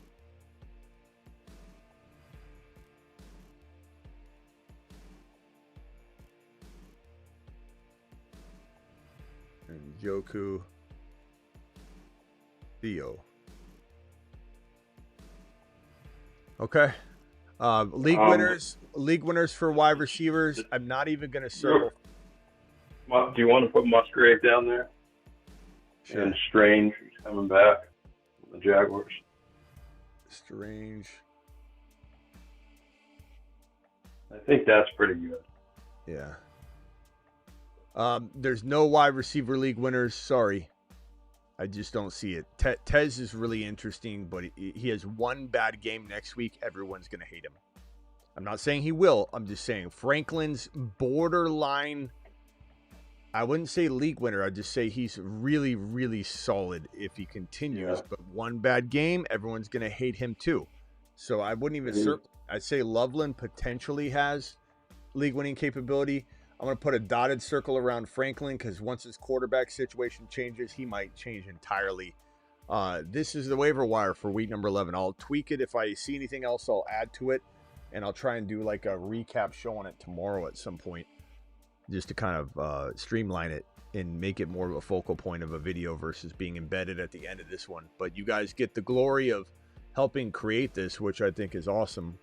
So this is kind of like the I'd say I was once calling it mining, but this really is mining. Like we're mining together. Yeah. It's kind of a waiver wire mining video or segment, and then I'm gonna take it and refine it, and then bring it into a video. I think. I see, just for the chat, I see a lot of people mentioning different guys from the Rams at tight end, but right now they're all like splitting snaps and targets for tight end, so it's hard to nail down one of them. Yeah. So, you know, just to address what they hang tight. Real quick, Travis, let me just get these super chats out of the way. Three of them right now. Mickey, eating a Jimmy Dean sausage right now. Love the show, man. Thank you, Mickey. Appreciate you. Dre, should I look to sell Bijan? Watch the beginning of this video because I literally go over that. But in a nutshell, if you can sell him at near his highest value, if so, who would be an equal? So if it'd be more of a, like, you're selling him for a 2-for-1. I don't think you're pulling the wool over someone's eyes and saying, oh, I'm going to go trade him straight up for Gibbs. I'm going to trade him straight up for you'd have to go buy another player that was on the struggle bus this week. James Cook, Rico Dowdle, running backs like that kind of struggled. I would say, Javonte, Judkins, Derrick Henry, James Cook, I just said. And then you're taking, and Dowdle, of course, you're taking that player, Jacobs even, just coming off a bye and kind of struggling at times, and you're getting another additional wide receiver. I don't think you're going to just walk in and say, give me, you could maybe downgrade to Barkley potentially before the game. I don't blame you for doing that, but at the same time, I'm not freaking out about Bijan even to that level. So go watch the video, bro. It's literally the whole point of this video is about that at the onset, but that should help you. But I definitely think you're going to get a lot of value out of the panic chamber portion, where I say, essentially, I'm not putting him in the panic chamber. I know everyone else has him in there, but I'm taking him out. I'm not worried about it. And the chat level we voted on it, the chat level was like a 0 to 3, 0 to 4 in terms of what's their panic level. It's like 0 to 4 roughly. Got destroyed today, but is what it is. Looking forward to next week. Want to get rid of Sutton if possible, and what to go after. Do you need the lineup? I mean, it would help, but I would say in general, just to answer this question, in case you don't have a follow-up, I want to help you still. I would say if you're going to move Sutton, players that come to mind from a running back perspective would be like, coupling something with Sutton to get Javonte cheap, coupling something with Sutton to get Dowdle cheap, coupling, because people are going to freak out. People are fickle Freddies, man. Jacobs is still cheaper than he should be, probably unattainable, but you try. I really think people are going to panic on Judkins and Rico Dowdle to an extreme degree, like an uncomfortable kind of panic. I think 1-for-1, Sutton's not going to get you probably what you want. Dunze's probably untouchable. J-Mo's probably untouchable at this point. Pickens would be probably my number one wide receiver target for you that's in the ballpark of that. So that would be pretty solid. And then Birdman, looking to move Achane for a running back and wide receiver. Oh, God, I don't want you to do it, but if you're asking and calling upon me to give you a duo, it'd have to be amazing. I mean, Achane's you got to get an anchor, right? So you're gonna get a wide receiver or a running back to anchor, then you go to that player's team. So I can't really I can give you examples, but I obviously won't know what these owners have. So if we use an anchor of a doubted Donnie wide receiver to start off with, and we say, problem is, it's like you have JJ, which is a good name to get in this mix, because you're getting you get JJ and a better running back than even Jacobs. You're probably getting that for Achane right now. Like, don't do that trade. Like, I think you can get more. I think you can get Henry or Rico or Judkins and maybe even a receiver. I mean, I think what about Rice and a running back? Yep, that's what I was just going to say. Right, Rice and a running back. What about Judkins and a receiver? Start with Rice, start with Judkins, see what those teams have, Birdman, and then come back to me. And Rico. Because you're going to anchor to one of those guys, and then we're kind of at the mercy of what the owner has. What Brissett and Mariota add to your waiver wire? I guess we'll put JD5 over here because people have cut him, so I'll put him over on this side. I think Brissett maybe. And Mariota, I guess. I just don't think I mean, you're starting those guys, your season's probably done. I don't know. You never know. You could have the best team in the world just struggling at quarterback. But all right. Anything else, Travis, or what else you got? Someone earlier was asking, they got offered Lamb for their Buka. Would you take Lamb?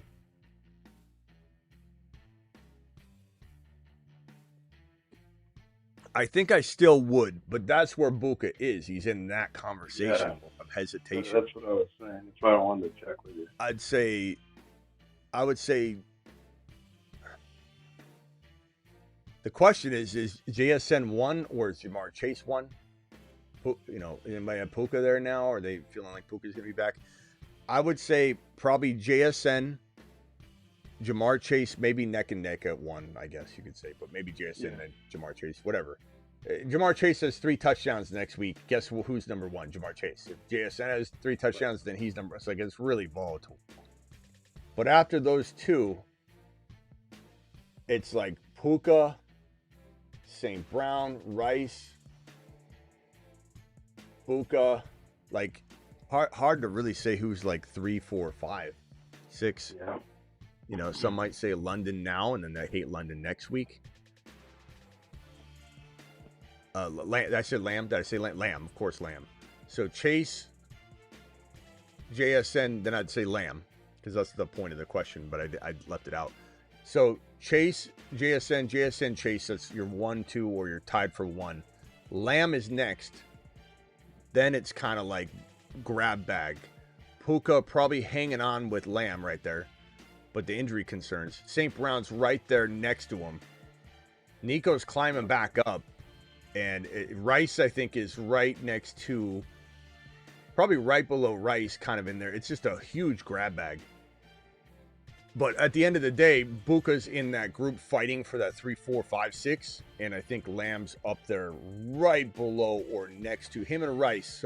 So if I had to force a ranking, Jamar Chase, JSN, Lamb, Buka. Nakua. Buka and Nakua. Buka and Nakua. And then probably St. Brown after that, and then it starts getting crazy. What a day. What a day. There's so many explosive productive people. I remember early on in the Patreon, I want to say like in the halftime, people were like, this week sucks. And I'm sitting there going, what are you talking about? And then I'm like, I know some of the players have struggled, so I'm going to wait to comment. And then by the end of the morning set of games, it's like, how could anybody be having a bad week? The only player that did bad was Bijan, really. It was crazy, man. This week was fantastic for in terms of like a lot of show players. Yeah, and immediately it came back to bite the wasn't it this morning came up that the Bills wouldn't give up their 2026 first for Waddle. They wanted to give their 2027 first.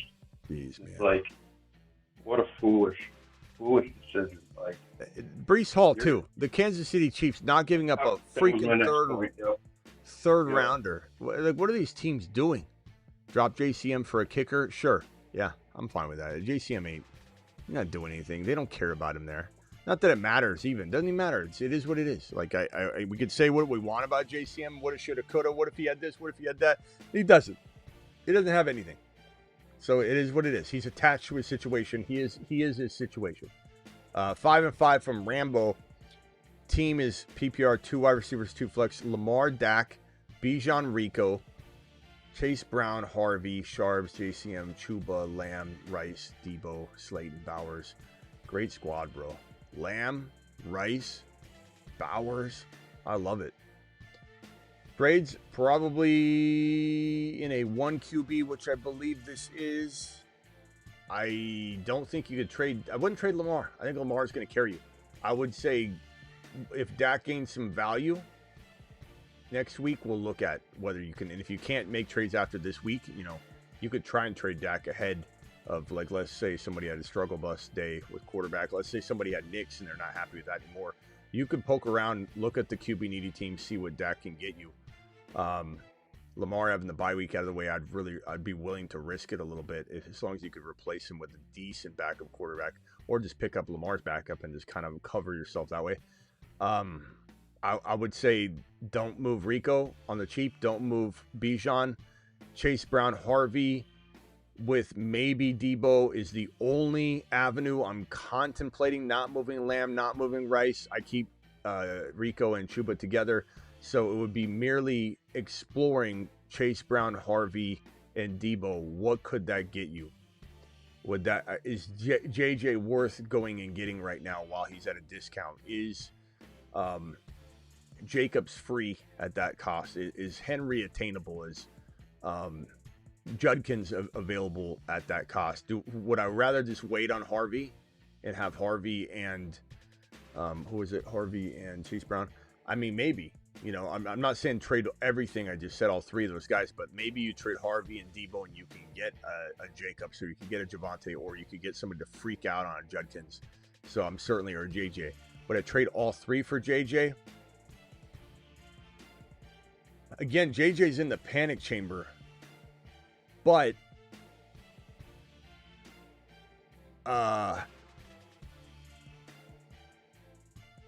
I love Harvey. I do. I love Harvey. You guys know I love Harvey. But would I just take JJ now with Chase Brown and Harvey and Debo for like JJ and something small? I think I probably would take the gamble.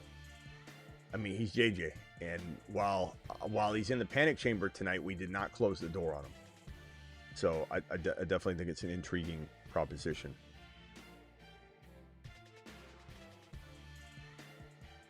Okay.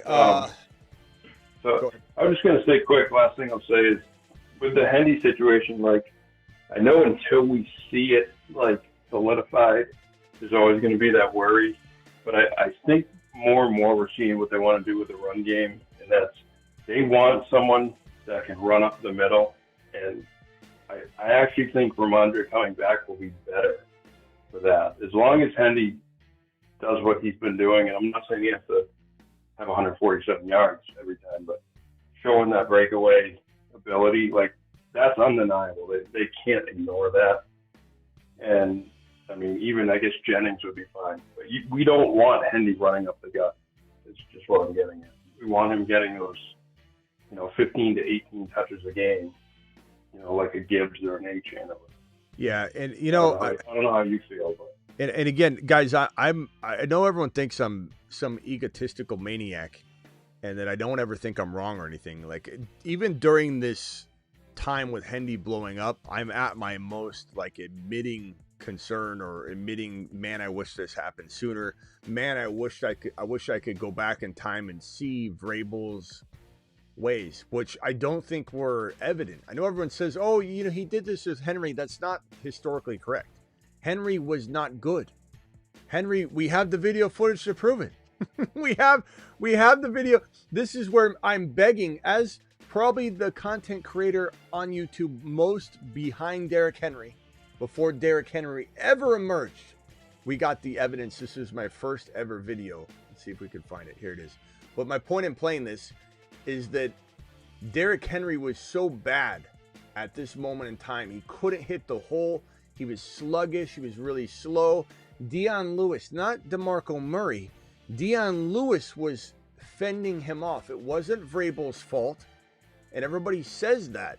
But there was the whole point in I even getting into this is that we couldn't see it coming. But at the end of the day, I still take ownership, and I'm upset that I didn't know Vrabel would do this, but I couldn't have known. I'm not trying to defend myself necessarily as I'm taking an L, but it is what it is.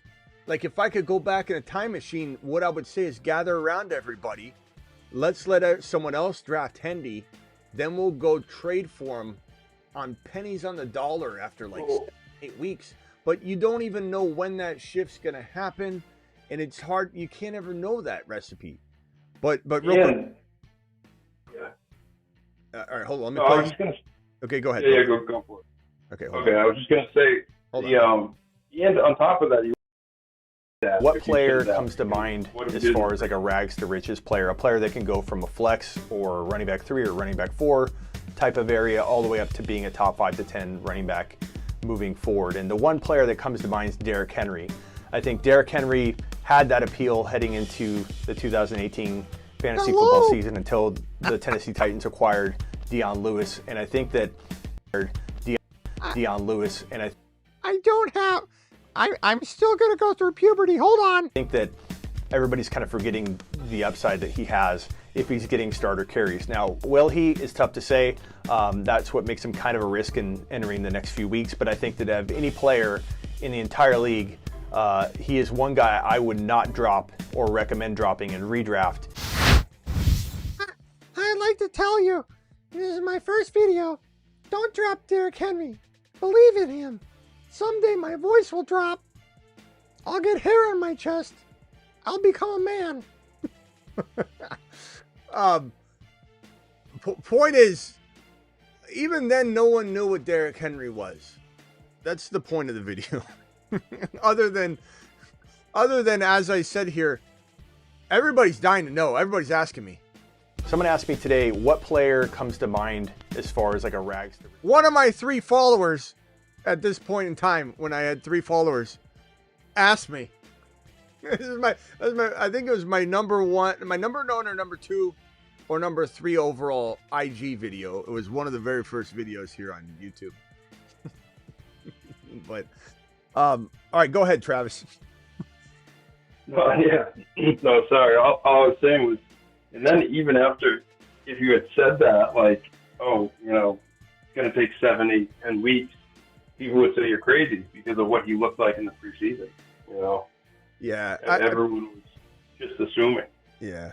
Good to go. The most frustrating thing in the world, though, is watching a player is what he is, and you can't do a single thing about it. You can't do a single thing about it. And Bijan was that way his rookie year. We watched Arthur Smith abuse that situation. We're now kind of seeing it again in Atlanta right now, at least the last couple of weeks, where we're like, what are we doing? What are we doing? There's no argument here. I don't want to hear a single person. You can call into the show and try, but you're going to get dunked on. There's not a single reason to play Algier unless you're spelling Bijan. What they're doing with Bijan and Algier at the goal line is not spelling them. They're replacing Bijan with Algier. I'm not saying it continues. I'm not saying it's a weird situational trend. I'm not saying there isn't even an explanation we hear about and we go, oh, Bijan was struggling with injury and he asked to do that. I don't know. But what I do know is there's no argument. You cannot argue that Algier's better than him at anything other than riding the bench. And Bijan's probably still better than him at that. So at the end of the day, I don't want to hear it. This team is screwing up. But watching Vrabel do so many good things, but get this wrong is crazy to me. And it is hard, I admit, in a very biased way. It is hard to say Vrabel should be fired for this. I'm not saying that. I know a lot of people want to say that, and they have said that, and it sounds ridiculous. It really does, even to me. But I can at least say to you, could Vrabel get more out of his offense? Would he not have to fight so hard to win a game? Would he not put himself in bad situations? Might they be out to an early lead and just be blowing people out of the water and developing Drake May even better, developing Hendy in the offense better, so that if they do make this deep playoff run, which everybody's hopeful that they do, they're better off for it. So while they're winning, while they're doing good things, and it's easy to say, well, how are you critical of this? They could be better. Like, he's doing well. Drake May's in some ways masking some of this decision making there by playing so well.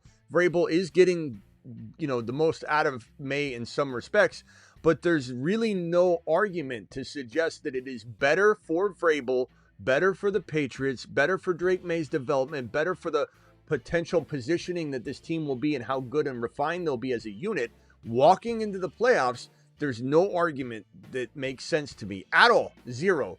That there's rhyme or reason behind why Vrabel's doing what he's doing. He is missing the boat here. Not everybody's perfect at everything that they do. This is clearly one of Vrabel's very blind spots. And a lot of people make jokes about, like, did he date his daughter? Did he date his wife? Like, what's going on? We don't know. I mean, it feels like something like that's going on. It took an injury to Jennings today to even get Hendy in the position to do what Hendy did. If Jennings didn't get hurt, I don't know what Hendy would have ended up with, because he had the same carries this week, 14, that he had last week, and didn't do anything with them. So you got to be on the field long enough to get lucky, to get the right carry, the right play call, the right everything needs to be perfect for you to pop off that run. And if he didn't get those 2 carries, what would have happened? Everybody'd say Hendy's trash. Smitty, you really missed this one. You really missed this one, Smitty. You should be ashamed of yourself. Are you ready to put it to bed? And that's the part that's frustrating but also fun to do what I do. I'm 2 carries away from people saying you're a moron. And are you ready to put this to bed? And 2 carries away from him being the almighty Hendy that he is right now. That's the funny, crazy, fun part about fantasy football.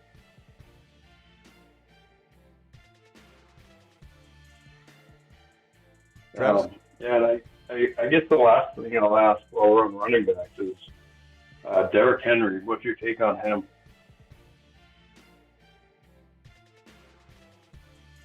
Still buy him at the right price, but never once am I buying him at the draft value price. And I think that's where people get confused, is they say, Smitty, I think you're wrong on Henry. I'm not wrong on Henry. I didn't want you to draft Henry. I never wanted you to draft Henry. I never wanted you to draft Henry at second round value even, and I've never acquired him at second round value. If anybody's taking what I say about Henry, buy him low. And just like I said, buy Barkley low. I didn't say buy Barkley at first round value. I said buy Barkley at that flirting with third round value. And if you did, you made out like a bandit. He's about to explode for you on Monday Night Football. And even if he doesn't, even if he does what Henry's doing right now, which is you bought him, you're hoping for what Barkley's about to do, and Henry hasn't done it yet. He had 100 yards last week, but he didn't blow up. He didn't have touchdowns.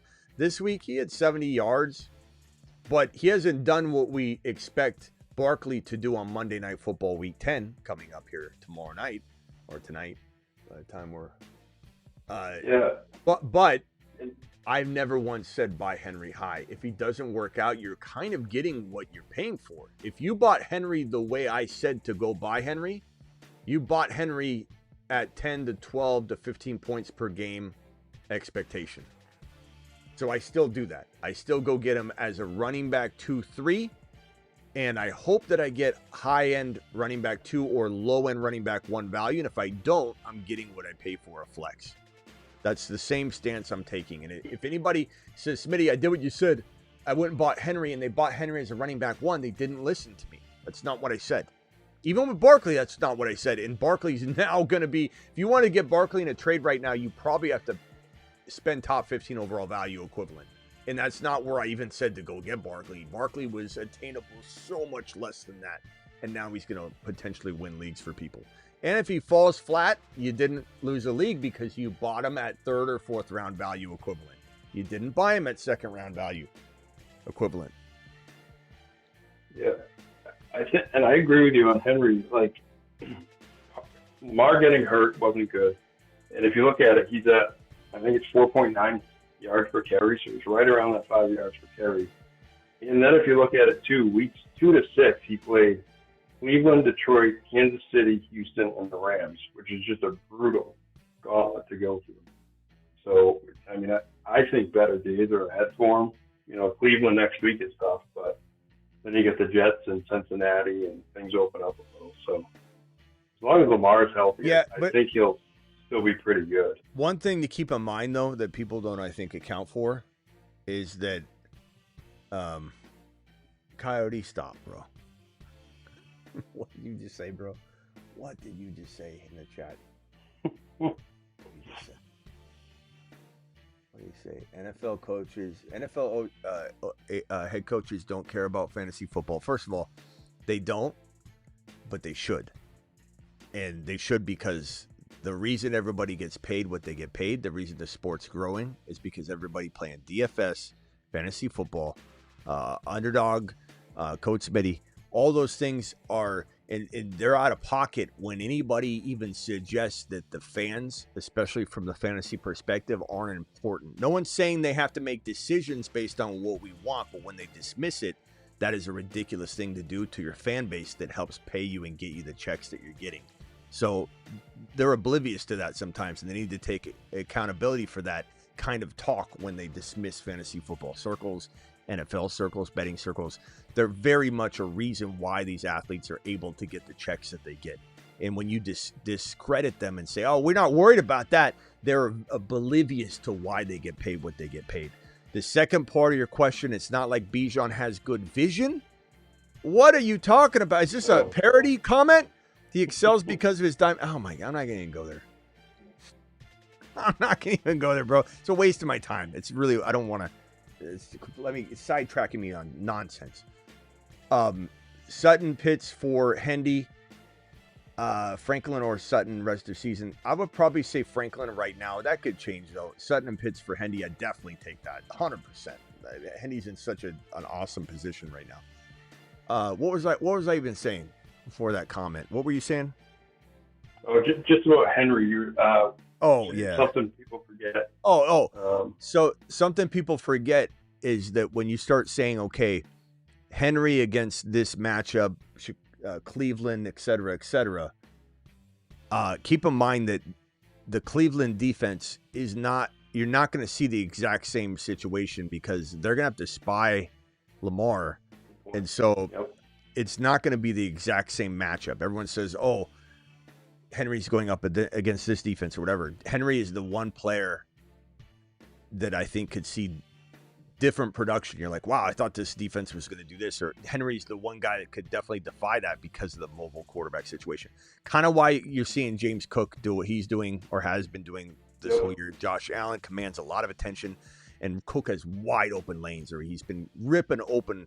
And he's got great vision too. Like Cook has done really well this year. But it's been wide open, ripped open lanes because he's facing different defensive schemes.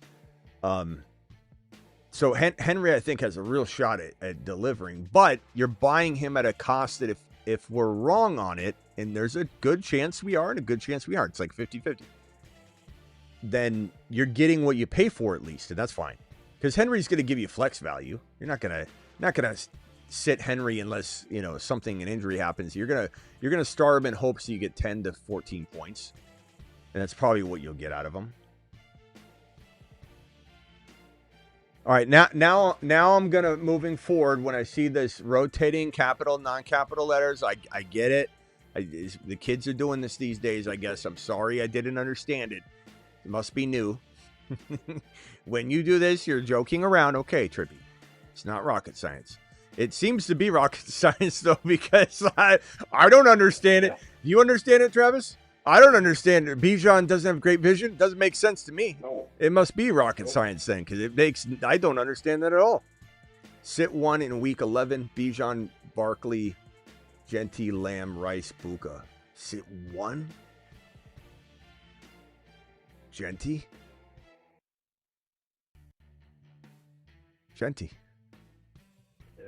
I don't like it, but trade one? How's that? Can I answer trade one? All right, Travis, anything else? No, I think that's it. Appreciate it, Smitty. Later. Real quickly, before, if you're still there, call back real quick, Travis. If not, no worries. Rate these two trades. Trade my Chase Brown and J-Mo for his Judkins. I'd rather have Chase Brown and J-Mo right now. I love Judkins, but Chase Brown's still really damn good. Traded Tet, Benson, and Marks and Purdy for his London and Bucky. Of course, I love that one. That one's a home run, bro. It's not even close. I mean, I'd probably take London alone for that situation. You know what I mean? I don't know. Thank you. Appreciate you. Travis is going to ask you one question. Hendy, in chat, you can be, let's be honest in retrospect. What was the likelihood that Hendy was going to get served what he was served and deliver the way he delivered this week? And in retrospect, being very honest with yourself, what do you think the odds 1 out of 10? So 70% would be 7, 80% would be 8. What was the likelihood that he would have both got the work that we expected and delivered upon the expectation that we expected? I'm going to be completely honest and tell you, I don't think it was even an 8 or 9 or a 10 out of 10. I think there was a 7 out of 10, 70% chance that Vrabel was going to see the light and that Hendy would be so lucky to have the right carry at the right time to get those pop runs. And he needed this to prove how good he is so that next week there's no question, right? But I didn't, like, did I feel like it was a lock? No, it took Jennings to get injured for it to actually even happen. So, so first of all, what was your percentage in complete, honest retrospect that you felt like it was going to work?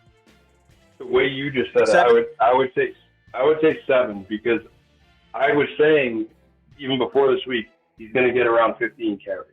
So 6, 7. I guess so. Okay, so 6. Okay, so we'll say 7. But like you said, would he have gotten the right carries? Okay, right. All that lining up, you're creating one number, 6 or 6. Okay, so let me ask you this question, because this is kind of really, this is like when you do rankings versus projections. Projections will give you some answers sometimes that your rankings won't give you. You rank the top 50 players, and then you do projections for the top 50 players. The projections sometimes are your brain. Your rankings are sometimes your heart or your eyes. It's kind of like a good fail-safe like check. Honest answer is Harvey with the JK, with what we know now with the JK foot injury, is Harvey in a better percentage of predictability to get what Hendy just got in Denver in week 11? You know what I'm trying to ask? We said if Dobbins is out, is that what you're saying? With what we know right now, that Dobbins is probably out. They're seeking a second opinion. I can't imagine him playing when they're seeking a second opinion. So he seems to be out 1 week. The bye week is week 12. So maybe he comes back in week 13. But let me just ask you for week 11 alone. And chat, answer this question as well. Do you think that the odds are better for Harvey to get the work that Hendy got with the result that Hendy got this week for Harvey in week 11? Is the number better or greater than the Hendy prediction in retrospect? Like, how confident are you in Hendy's situation week 11? In chat, you can vote as well. We said about 6, 7 for Hendy. What is your number for Harvey? Is it stronger or yeah, so Hendy going forward, I'm confident now. Harvey, I think if you're comparing to before this week, yes, if we're putting it the same thing, Harvey is stronger because they throw to him too. Chat, are you more confident in Harvey's week 11 situation than you were honestly in retrospect confident in Hendy's this week? I just want to get a number. So we said about 7 for Hendy. Is anybody feeling 8 or 9? Or are we feeling about 7 and maybe you're honestly saying maybe I was more like 6 for Hendy? And it's not, you don't have to be ashamed of it. It's not saying you don't love Hendy. It's not, I'm not trying to tear down anybody's, oh, you didn't really like him. I'm not saying that. I'm saying in retrospect, there's no way somebody really felt like a 10 out of 10 that Vrabel was going to do the right thing.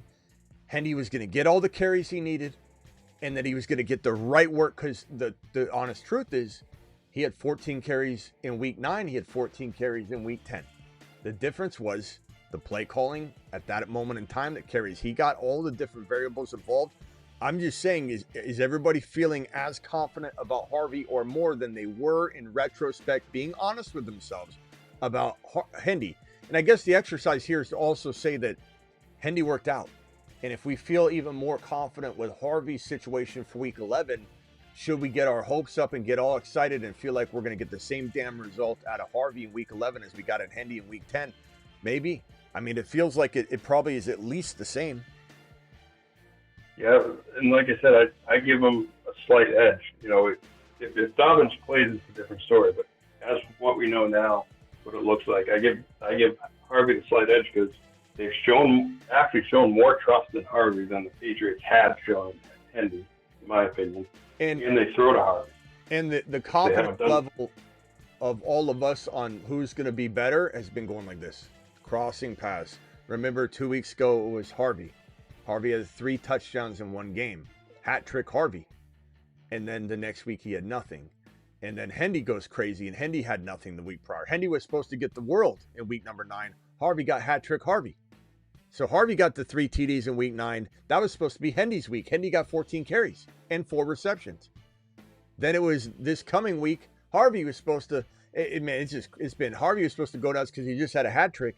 And everybody doubted Hendy. I don't think it's going to work for Hendy this time. Hendy got 14 carries again, and instead of 4 receptions, Hendy only got 1 reception, and he still had 147 and 2 touchdowns, 250-plus touchdown runs. So, and I'm seeing in the chat a lot of people saying, well, Harvey's against Kansas City. But if you think about it, Harvey just had an easy matchup, didn't do a ton. Now he's got Kansas City off a bye. Hendy was against the Saints, easy matchup, didn't do a ton, and he was off Tampa off the bye. It's almost a mirrored situation. 2 good rush defenses coming off a bye, but they get to be the guy in the basket. Yeah. I just hope they don't cross again. I hope Harvey doesn't go nuts and then Hendy falls off. You know, I don't think he will. I think, like you said, we got to monitor the knee. He did injure his knee during the game. We thought we were done. So it looked like a bad knee injury. Came back in pretty quickly. Played amazingly. Had his it was a 70-yard touchdown. The second one, right? 70. Was it 70? I think so. God, it was amazing. What 250-plus yard touchdown runs for Hendy. And what was great about that last one is he was running. I put it on my Instagram. If anybody didn't see, you probably heard by now. He was running when he got to about like the 30, 20-yard line. He took a beeline to the middle of the field and did this like wheel run, like a wheel route, but with the ball. And he started running toward like the center of the field because he needed to buy more time to talk to his coach. And so he's talking to his coach. He's like, "Do you want me to score? Do you want me to?"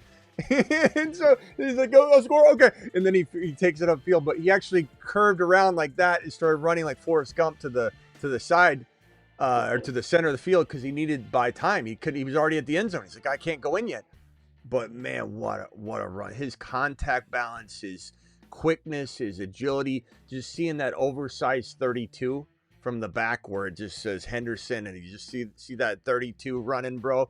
It's like, it was kind of like, I don't know why, but the feeling I get when I see Hendy breaking off a run and just watching him do, I feel a little bit like when we see Barry Sanders doing that. You see Barry Sanders' big old shoulder pads, and I don't know why.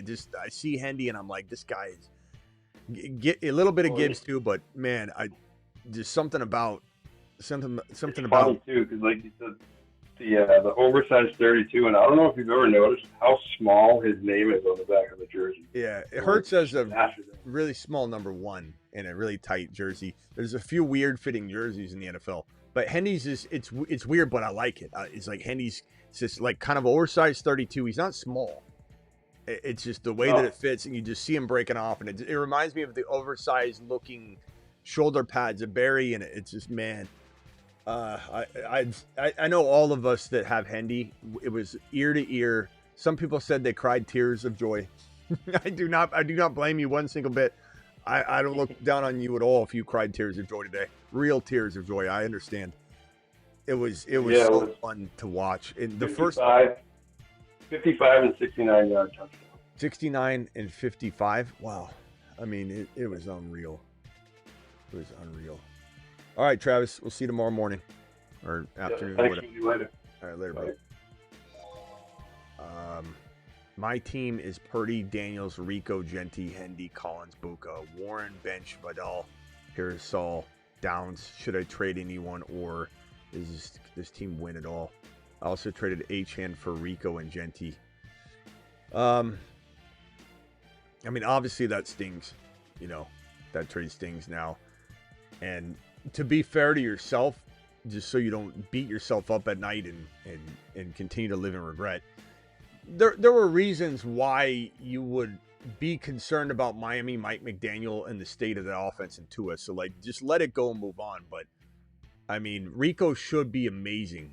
Genty should be, it's easy to say. Even I would have contemplated. You may have even asked that question, and we all voted on that one. It's an understandable situation. But right now it stings, and I get that. But looking at this team, you got some solid players. Rico, Genty, Hendy stepping up big time, bro. I assume you played Hendy this week. If you didn't, you got to get him in there now. Tyler Warren, Nico Buka, your team absolutely can win it. I don't know that there's anything, to be honest with you, worth trading at the expense of trading it low. Rico wouldn't trade him low. Genty wouldn't trade him low. I don't know who your quarterback is because obviously Purdy and Daniels aren't playing, so maybe you have Mac Jones. I'm not sure. JD5, you kind of hold. He's out 3 to 6 weeks, 3 to 8 weeks. Who knows how long that's going to be. If I was to move anything, the only thing I'd consider moving would be Nico high, and you go get a player like it's the problem though is the only player I would contemplate is if you could go to the JJ owner and you could get some credit on that and say, look, Nico's better than JJ, or if you did Buka for JJ and then you get to upgrade Genty or a quarterback upgrade to Josh Allen. Josh Allen may not seem worth the wide receiver downgrade if you get the right wide receiver. If you go to the right wide receiver, if you downgrade from Buka to Rice or JJ, or it sucks because the line now is so different than it was last week.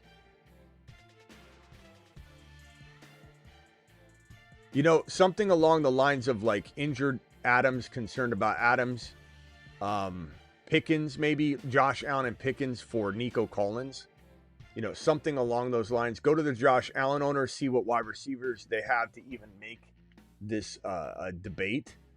And, maybe Vidal gets you, some wiggle room to leave those wide receivers where they are. And you're able to move Vidal and your quarterback, one of your quarterbacks, like JD5 to a team that can wait with Vidal might get you a slight quarterback upgrade. I don't think it'll get you Mahomes, but Josh Allen's been playing like trash, according to the Josh Allen owner that bought Josh Allen on draft day for the price of a 27 overall pick. So, Josh Allen is a player I want. Mahomes off a bad game is a player I want. Baker Mayfield, Dak Prescott. Would I trade Vidal to get those quarterbacks? Sure. Would I rather move Vidal and Genty for one slightly better running back? Probably not going to get Barkley, but that type of player, sure. I like your team though. Don't fret the trade. The trade was, I'm sure, brutal. Looking back on, but it is what it is, my guy. And trust in Rico, he's still fantastic. And just like being on the freeway changing lanes, if you got out of the Rico game, I bet you next week you'd regret getting out of the Rico game. You don't want to keep changing lanes. Smitty, what move can I make? 10-man Baker, Bijan, Barkley. Love that. Genty, Lamb, Buka, Rice. Can only start 2 running backs, 2 wide receivers, and a flex. So you're going Bijan, Barkley, Lamb, Buka, Rice. Honestly, bro, it's all about getting Genty and Baker for 1 QB. If you can't do that, then you're just kind of letting your depth allow you to have this nice flexibility during injuries or the final bye-week run, which may or may not. You got Bijan and Barkley, so yeah, I don't know. Genty and Baker to get you 1 QB, bro. Josh Allen, Mahomes, not a lot of options, to really be worth that trade though. And if you can't get Josh Allen or Mahomes, then I probably just stand down. Lamar, I'd take Lamar as well. Josh Allen, Mahomes, Lamar. Maybe Jalen Hurts. I mean, depends on who those owners have at QB. If they have a Drake May and they've just been sitting on it all year. I bet you the Mahomes or Josh Allen owner is kind of hoping that somebody would come take the dilemma from them so they can just plug the player in that they're itching to play anyway, like May. So hopefully the Drake May owner or, let's see, Drake May owner might, if let's say they have another quarterback, the Goff owner might be excited about Goff and they have that Josh Allen situation, Hurts, whatever. Not a lot of options, bro. But your team's good enough to hold, and the depth is not bad. Thank you, Espinoza. Appreciate you. I always try and hit you with the straight, honest advice, so I'm not trying to like sugarcoat it either. But I also want you not to freak out because like your team's really good. Could your team win it? Sure. And could Genty be a force down the stretch? Absolutely. You know, keep in mind how good Genty and Bowers looked the week prior in week 9. I think there's still a shot that we get to maybe not consistent every single week because of how bad the offense can be. It's kind of like the Falcons. I mean, London, for every 2 games London has that's amazing, he might have a 6 for or a 5 for 40-yard game. You know, whereas I believe, you know, JSN's probably never going to do that. He's a little more consistent. But London, the reason London doesn't rank next to JSN isn't because London can't have as big a game as JSN. He absolutely can. JSN's just rarely going to have the game that London's going to have a little bit more frequent. The consistency, the offense, unfortunately. Seattle is a baller of a team. Does anybody think Seattle's got a strong shot at being the NFC champion? I mean, Darnold's in the way, but the defense, I mean, God. And the fact that they aren't even picking one running back and they're just kind of like, I'm surprised imagine if they just leaned on like Charbonnet or Walker. I think they get in a better rhythm. Nix, Dart, JJ, Pickens, Tet, J-Mo, Worthy, Achane, Vidal, Hampton, Woody, Goddard, 7-3. Trade for Stafford. Any other trade recommendations? I don't mind this. I like Dart a lot too. He's in concussion protocol, so you got to monitor the hell out of that. But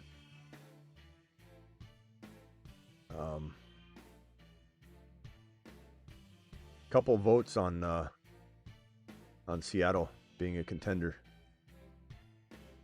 possible Super Bowl. Rams going all the way, says Skynet. I mean, that NFC West with the Rams and the Seahawks. Niners have bad luck, you know, given all the good luck they've had having all the injuries and still playing well. To have those two teams sitting in your division is crazy. As far as trades for this team, yeah, I mean, I don't mind going and getting Stafford, but at what cost? You're 7-3, or whatever is, you know, happening is working. Do I give Benson for him? Sure. Would I give Hampton and Vidal for him? Maybe. Yeah. I mean, you got.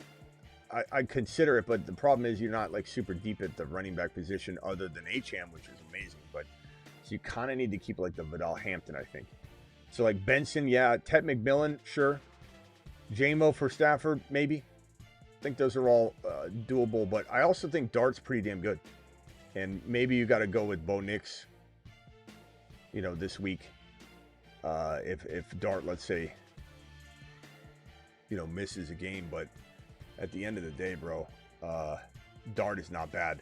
I think some could argue that the matchup's going to dictate whether you're starting Dart over Stafford anyway, although Stafford should have probably earned everyone's respect. Keep in mind this coming week, we've got 2 buys for week number 11, and those 2 buys are the Saints and... Damn, I'm blanking out. Saints and the Colts. So our bye weeks for week number 11 are these 2 bad boys. So no JT, no Pittman, no Kamara, no Juwan Johnson. That is week 11.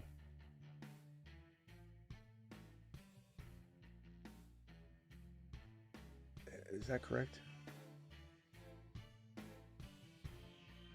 Week 11, yeah. That is correct. Week 11. We also have another overseas game. Do we? Or no? Yeah, we do. Washington at Miami. Where's that at? Spain? Man, Washington at Miami. So that means we got to wake up. That's at 7:30 a.m. my time. Is that correct? 7:30 a.m. my time? Are you kidding me?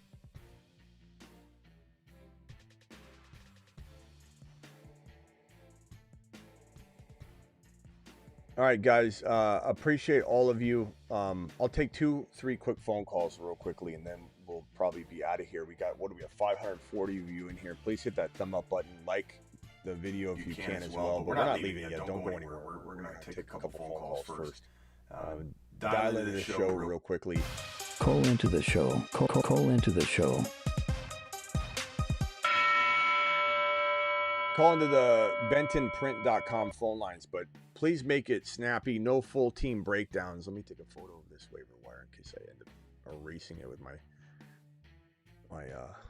elbows or something. Quickly as you can. No full team breakdowns. Speedy phone calls only. I mean business on that. So if you say, hey, Smitty, my team, let me give you, I'm just going to give you my full team breakdown real quickly. I don't really have the energy or the mind power right now to go through a full roster. So make it snappy. Travis, you're live. Yeah, I just forgot to ask you, what do you think the Niners do at quarterback if or when Purdy comes back? Well, based on Shanahan's comments, it feels like they're going to go back to Purdy, but yeah, because they said, or he said, Shanahan. Let me read the quote, the exact quote. This is from Shanahan. Let me pull it up real quick. So it reads like this. Hold on.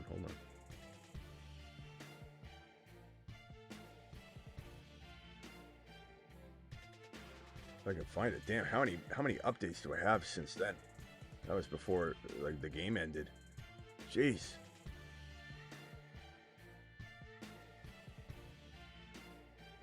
Okay. By the way, Dan Campbell did confirm that he did switch the play calling duties to himself, but he was very, very humble and appreciative and thoughtful in telling everybody that it was still a team effort. He was talking to Morton the whole time. Hey, what do we do here? He was just making the call and nudging the decision making. So the fact that it worked out really well is great. Here's what Shanahan said. I do believe he's further along, Brock Purdy, than he was in week 4. So hopefully he'll have a chance this week. That does sound like Shanahan is rolling with Brock Purdy over Mac Jones if the opportunity presents itself. The only thing that could be going on here would be a deceptive tactic where Shanahan's saying this, but he's actually, trying to make it look like Purdy's not healthy. Now, we have footage of Purdy looking 100%. We have footage of Kyler looking 100%, and both of these teams kind of in the same division, ignoring the fact that we can see this. We can see that Purdy looks 100%. We can see that Kyler Murray looks 100%. I don't understand. I mean, Purdy's probably more 100%, closer to 100% than Mac. Mac's playing with a mangled knee, but they're not worried about Mac's long-term health because they don't have that big fat contract tied to him. 260 million or whatever the hell it is. So I get it in a way, but I also feel like, I don't know. I feel like Mac has earned the job, but I don't like Purdy. I've never loved Purdy. Purdy's decent. He's not very tall. He's even referenced that himself. So if you want to say he's fine, no, he's not, because he's actually said sometimes he doesn't know where he's throwing the ball. He said that out of his own mouth. He said that he can't see over the line sometimes, and so he has to throw to spots on the field, and sometimes you got to guess where you're throwing the ball.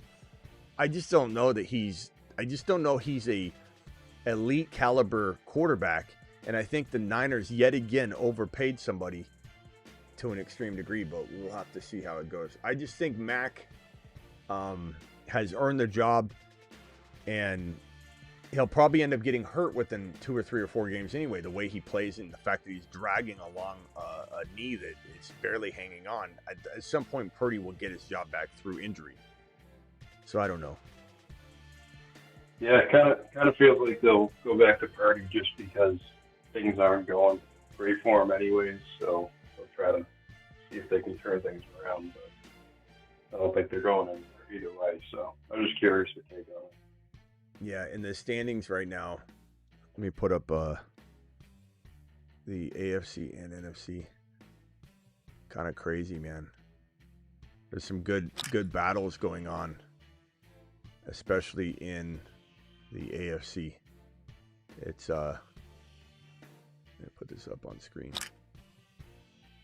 If I had to do it early, and we'll probably do a show on this, so I don't want to go into too much detail on this because I think it'll be good content. But here is the AFC. Here is the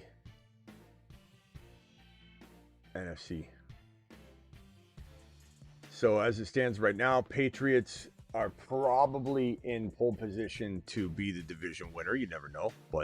And then let's say Buffalo clinches one of the wild card spots. And at this moment in time, they're in pole position for that, as are the Chargers. So let's just lock in Buffalo and the Chargers and say that the Chiefs, who are 2 games back, have a lot of work cut out for them. They got to try and get into this wild card spot. But they're 2 games back from the Chargers, I mean. And they're 1 game back from Buffalo. So you look at these other teams, Jacksonville, I don't think that's going to be that tough. Houston, they're 4 games. They got 4 wins. That's going to be a tall order for them. So KC's only got a battle with Baltimore.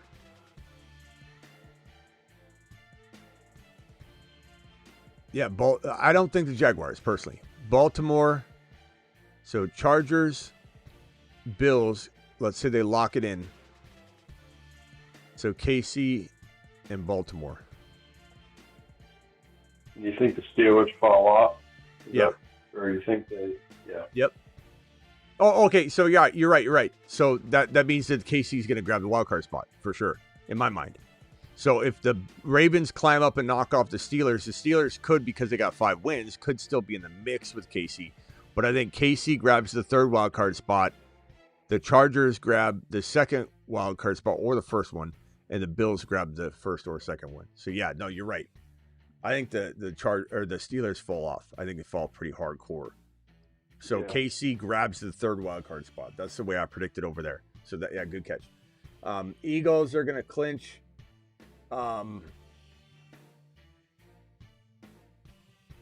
Detroit, I think, is going to clinch. Me too, yeah. I think it's so weird with the tie. When you look at a record like that, you're like, it just doesn't make it. It makes sense, but it like doesn't. You're just thinking to yourself, like, okay, I'm gonna say Detroit clinches. I'm gonna say the Bucks clinch, but Carolina's intriguing. Falcons won't make the playoffs. It's unfortunate. It's just they need to be fired. They need to be held accountable. They need to fire them. Yeah. Seattle and LA, I don't know which team clinches this division in the West, but I'll probably venture to say Seattle is just a little bit more well-rounded. Defensively, everything. The Rams, I like them a lot. I think they grab the top wild card spot or the 2nd. So we'll say that it doesn't really matter who clinches here. Let's say Seattle does. The Rams grab wild card spot number 1. Carolina is going to fend with Green Bay, and then maybe Chicago, does continue to win. Their defense has been stepping up big time. I think the Dallas Cowboys are cooked. So really it comes down to Green Bay, Carolina, Chicago. Okay, hold on. So LA and Green Bay. Well, Green Bay's not a lock. So LA is the only lock. Then it comes down to Carolina, Green Bay, Chicago. Maybe those are the 3 wild cards. And what you think the Niners will fall off, or you think they can hang around? Yeah, that's true. Niners should be in the conversation. You're right. You're right. I tend to agree with you on the Seahawks.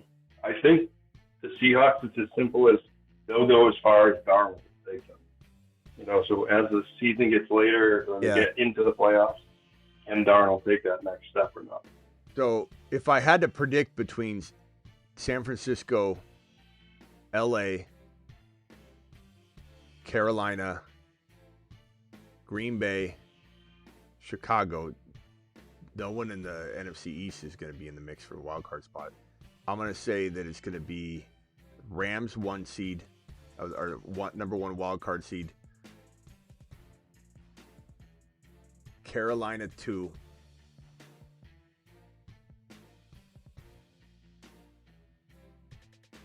what's Chicago's schedule look like? Let me pull up their schedule. Kind of think Green Bay might be number 2 if they're the okay. So we'll put Green Bay. We'll put Rams 1 seed, Green Bay 2 seed, or Green Bay 2 seed, Rams, whichever way. So the final wild card spot left, if the Lions do win the division, the final wild card spot would be either Chicago or San Francisco or Carolina. So I just want to look at Chicago's schedule and see what it looks like. Interesting. It's not easy. A lot of Green Bay twice. Yeah, they're squeaking by. Minnesota, they could win that game. Pittsburgh, they could win that game too. Philly, Green Bay, Cleveland, Green Bay, San Francisco, Detroit. They could literally lose their last 1, 2, 3, 4, 5, 6 straight games. That's gonna. I think they win 1 or 2 of those, maybe, but I think Chicago might not make the playoffs. I know everyone thinks I'm a Chicago hater and all that. It's fine. You can think of what you want. I was a big Fields supporter. I love, Monangai. Like you could say whatever you want. This is just how I feel about the situation. They've scraped by. They've scraped by and won games they did not necessarily. I don't want to say deserve to win, but they weren't. It's not like they were owed it based on the play. It literally unfolded in crazy ways for them. Some could say the way that Washington fell into some wins last year. They didn't necessarily earn, but they got it done at the very end. I'm going to say this is my friend. San Fran, Chicago, that could be a big game. Week 17. I'm going to say this final answer. Philly clinches, Detroit clinches, Tampa Bay clinches, Seattle clinches. The number 1 wild card spot goes to the Rams. The number 2 goes to Green Bay. I agree with you on that. And the number 3 spot goes to Carolina. It would be what? Well, Carolina. I like it. So it's basically San Fran, Chicago, and Carolina for that last spot, right? Maybe not Carolina. Do I trust in Bryce Young? I mean, I trust in Rico. I trust in the way that team is gelling. But, do I trust? Let me see. Let's see. Let's check their schedule real quick. Check their schedule right now. Atlanta, San Francisco, Rams, bye. New Orleans, Tampa, Seattle. It's a tough. Oh, man, Tampa.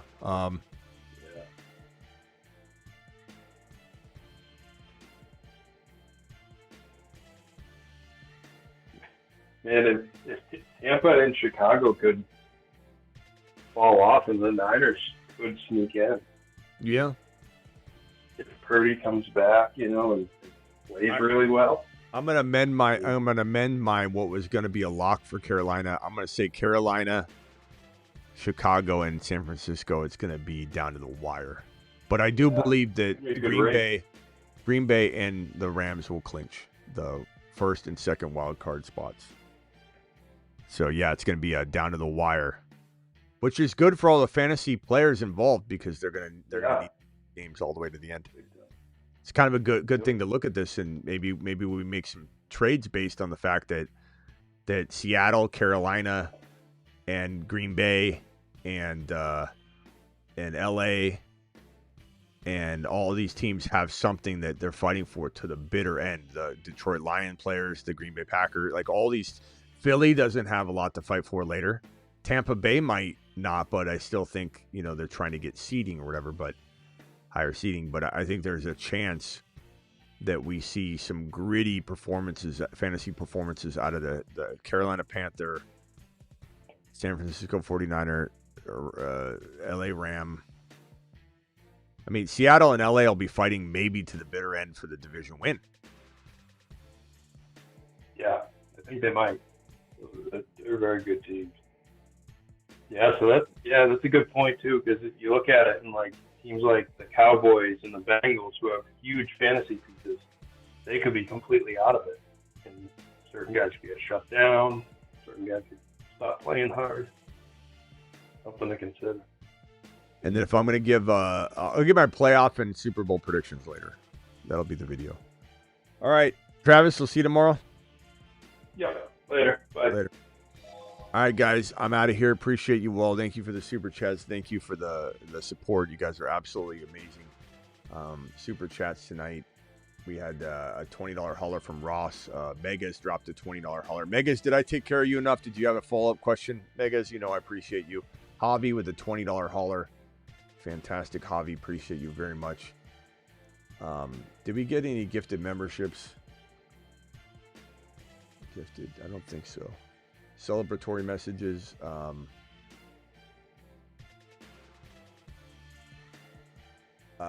Nori, appreciate you, was able to pick up Hendy from the waivers 2 weeks ago.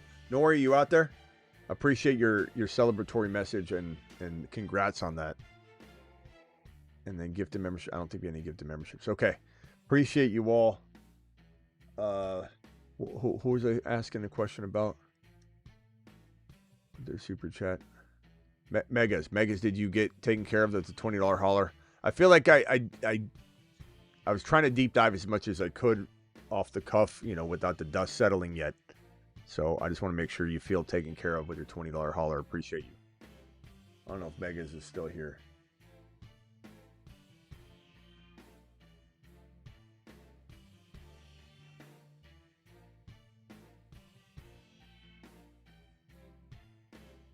All right, looking for Mega's response. Mega might not be here. Guys, appreciate you. See you tomorrow.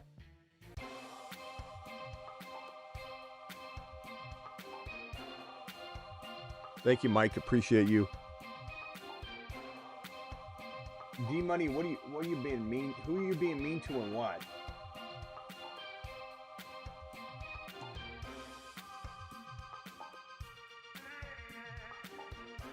See you, Mike. Thank you, Philip. Thank you, E111. Thank you, moderators. Travis, Blackbeard, Sick Nasty, Space Ricky, DeBalt, Vampy. Too much. Appreciate you. Thomas, appreciate you.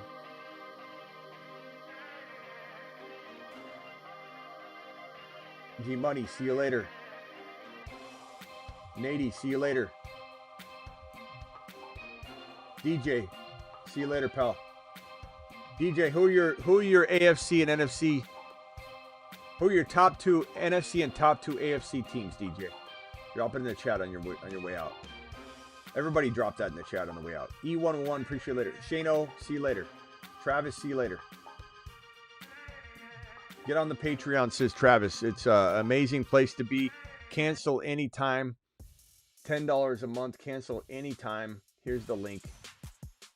Jump on over to the Patreon. By the way, we did pretty well on some of the underdog hires. The Monangai one didn't land. The Gibbs one we crushed.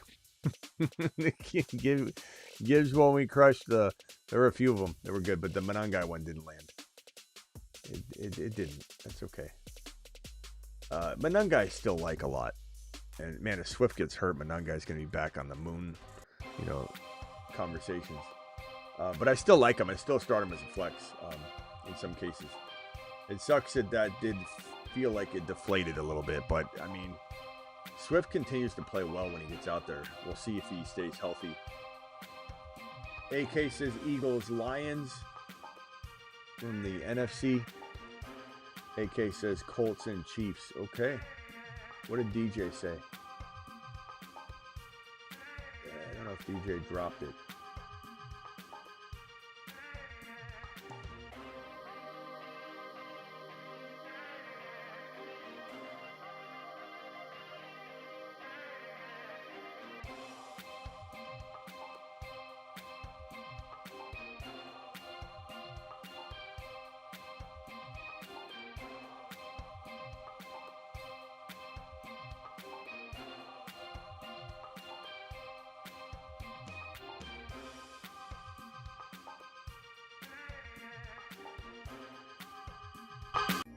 Taking it to the house every time he touches the football, baby.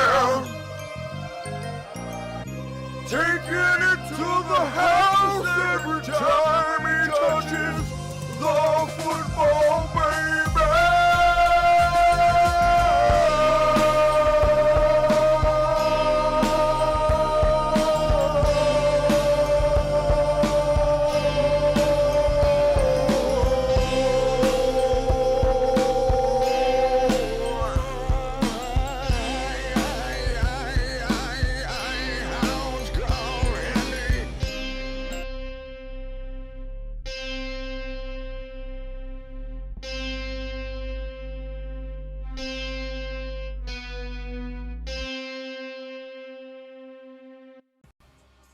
See you all later. Appreciate you. Deuce.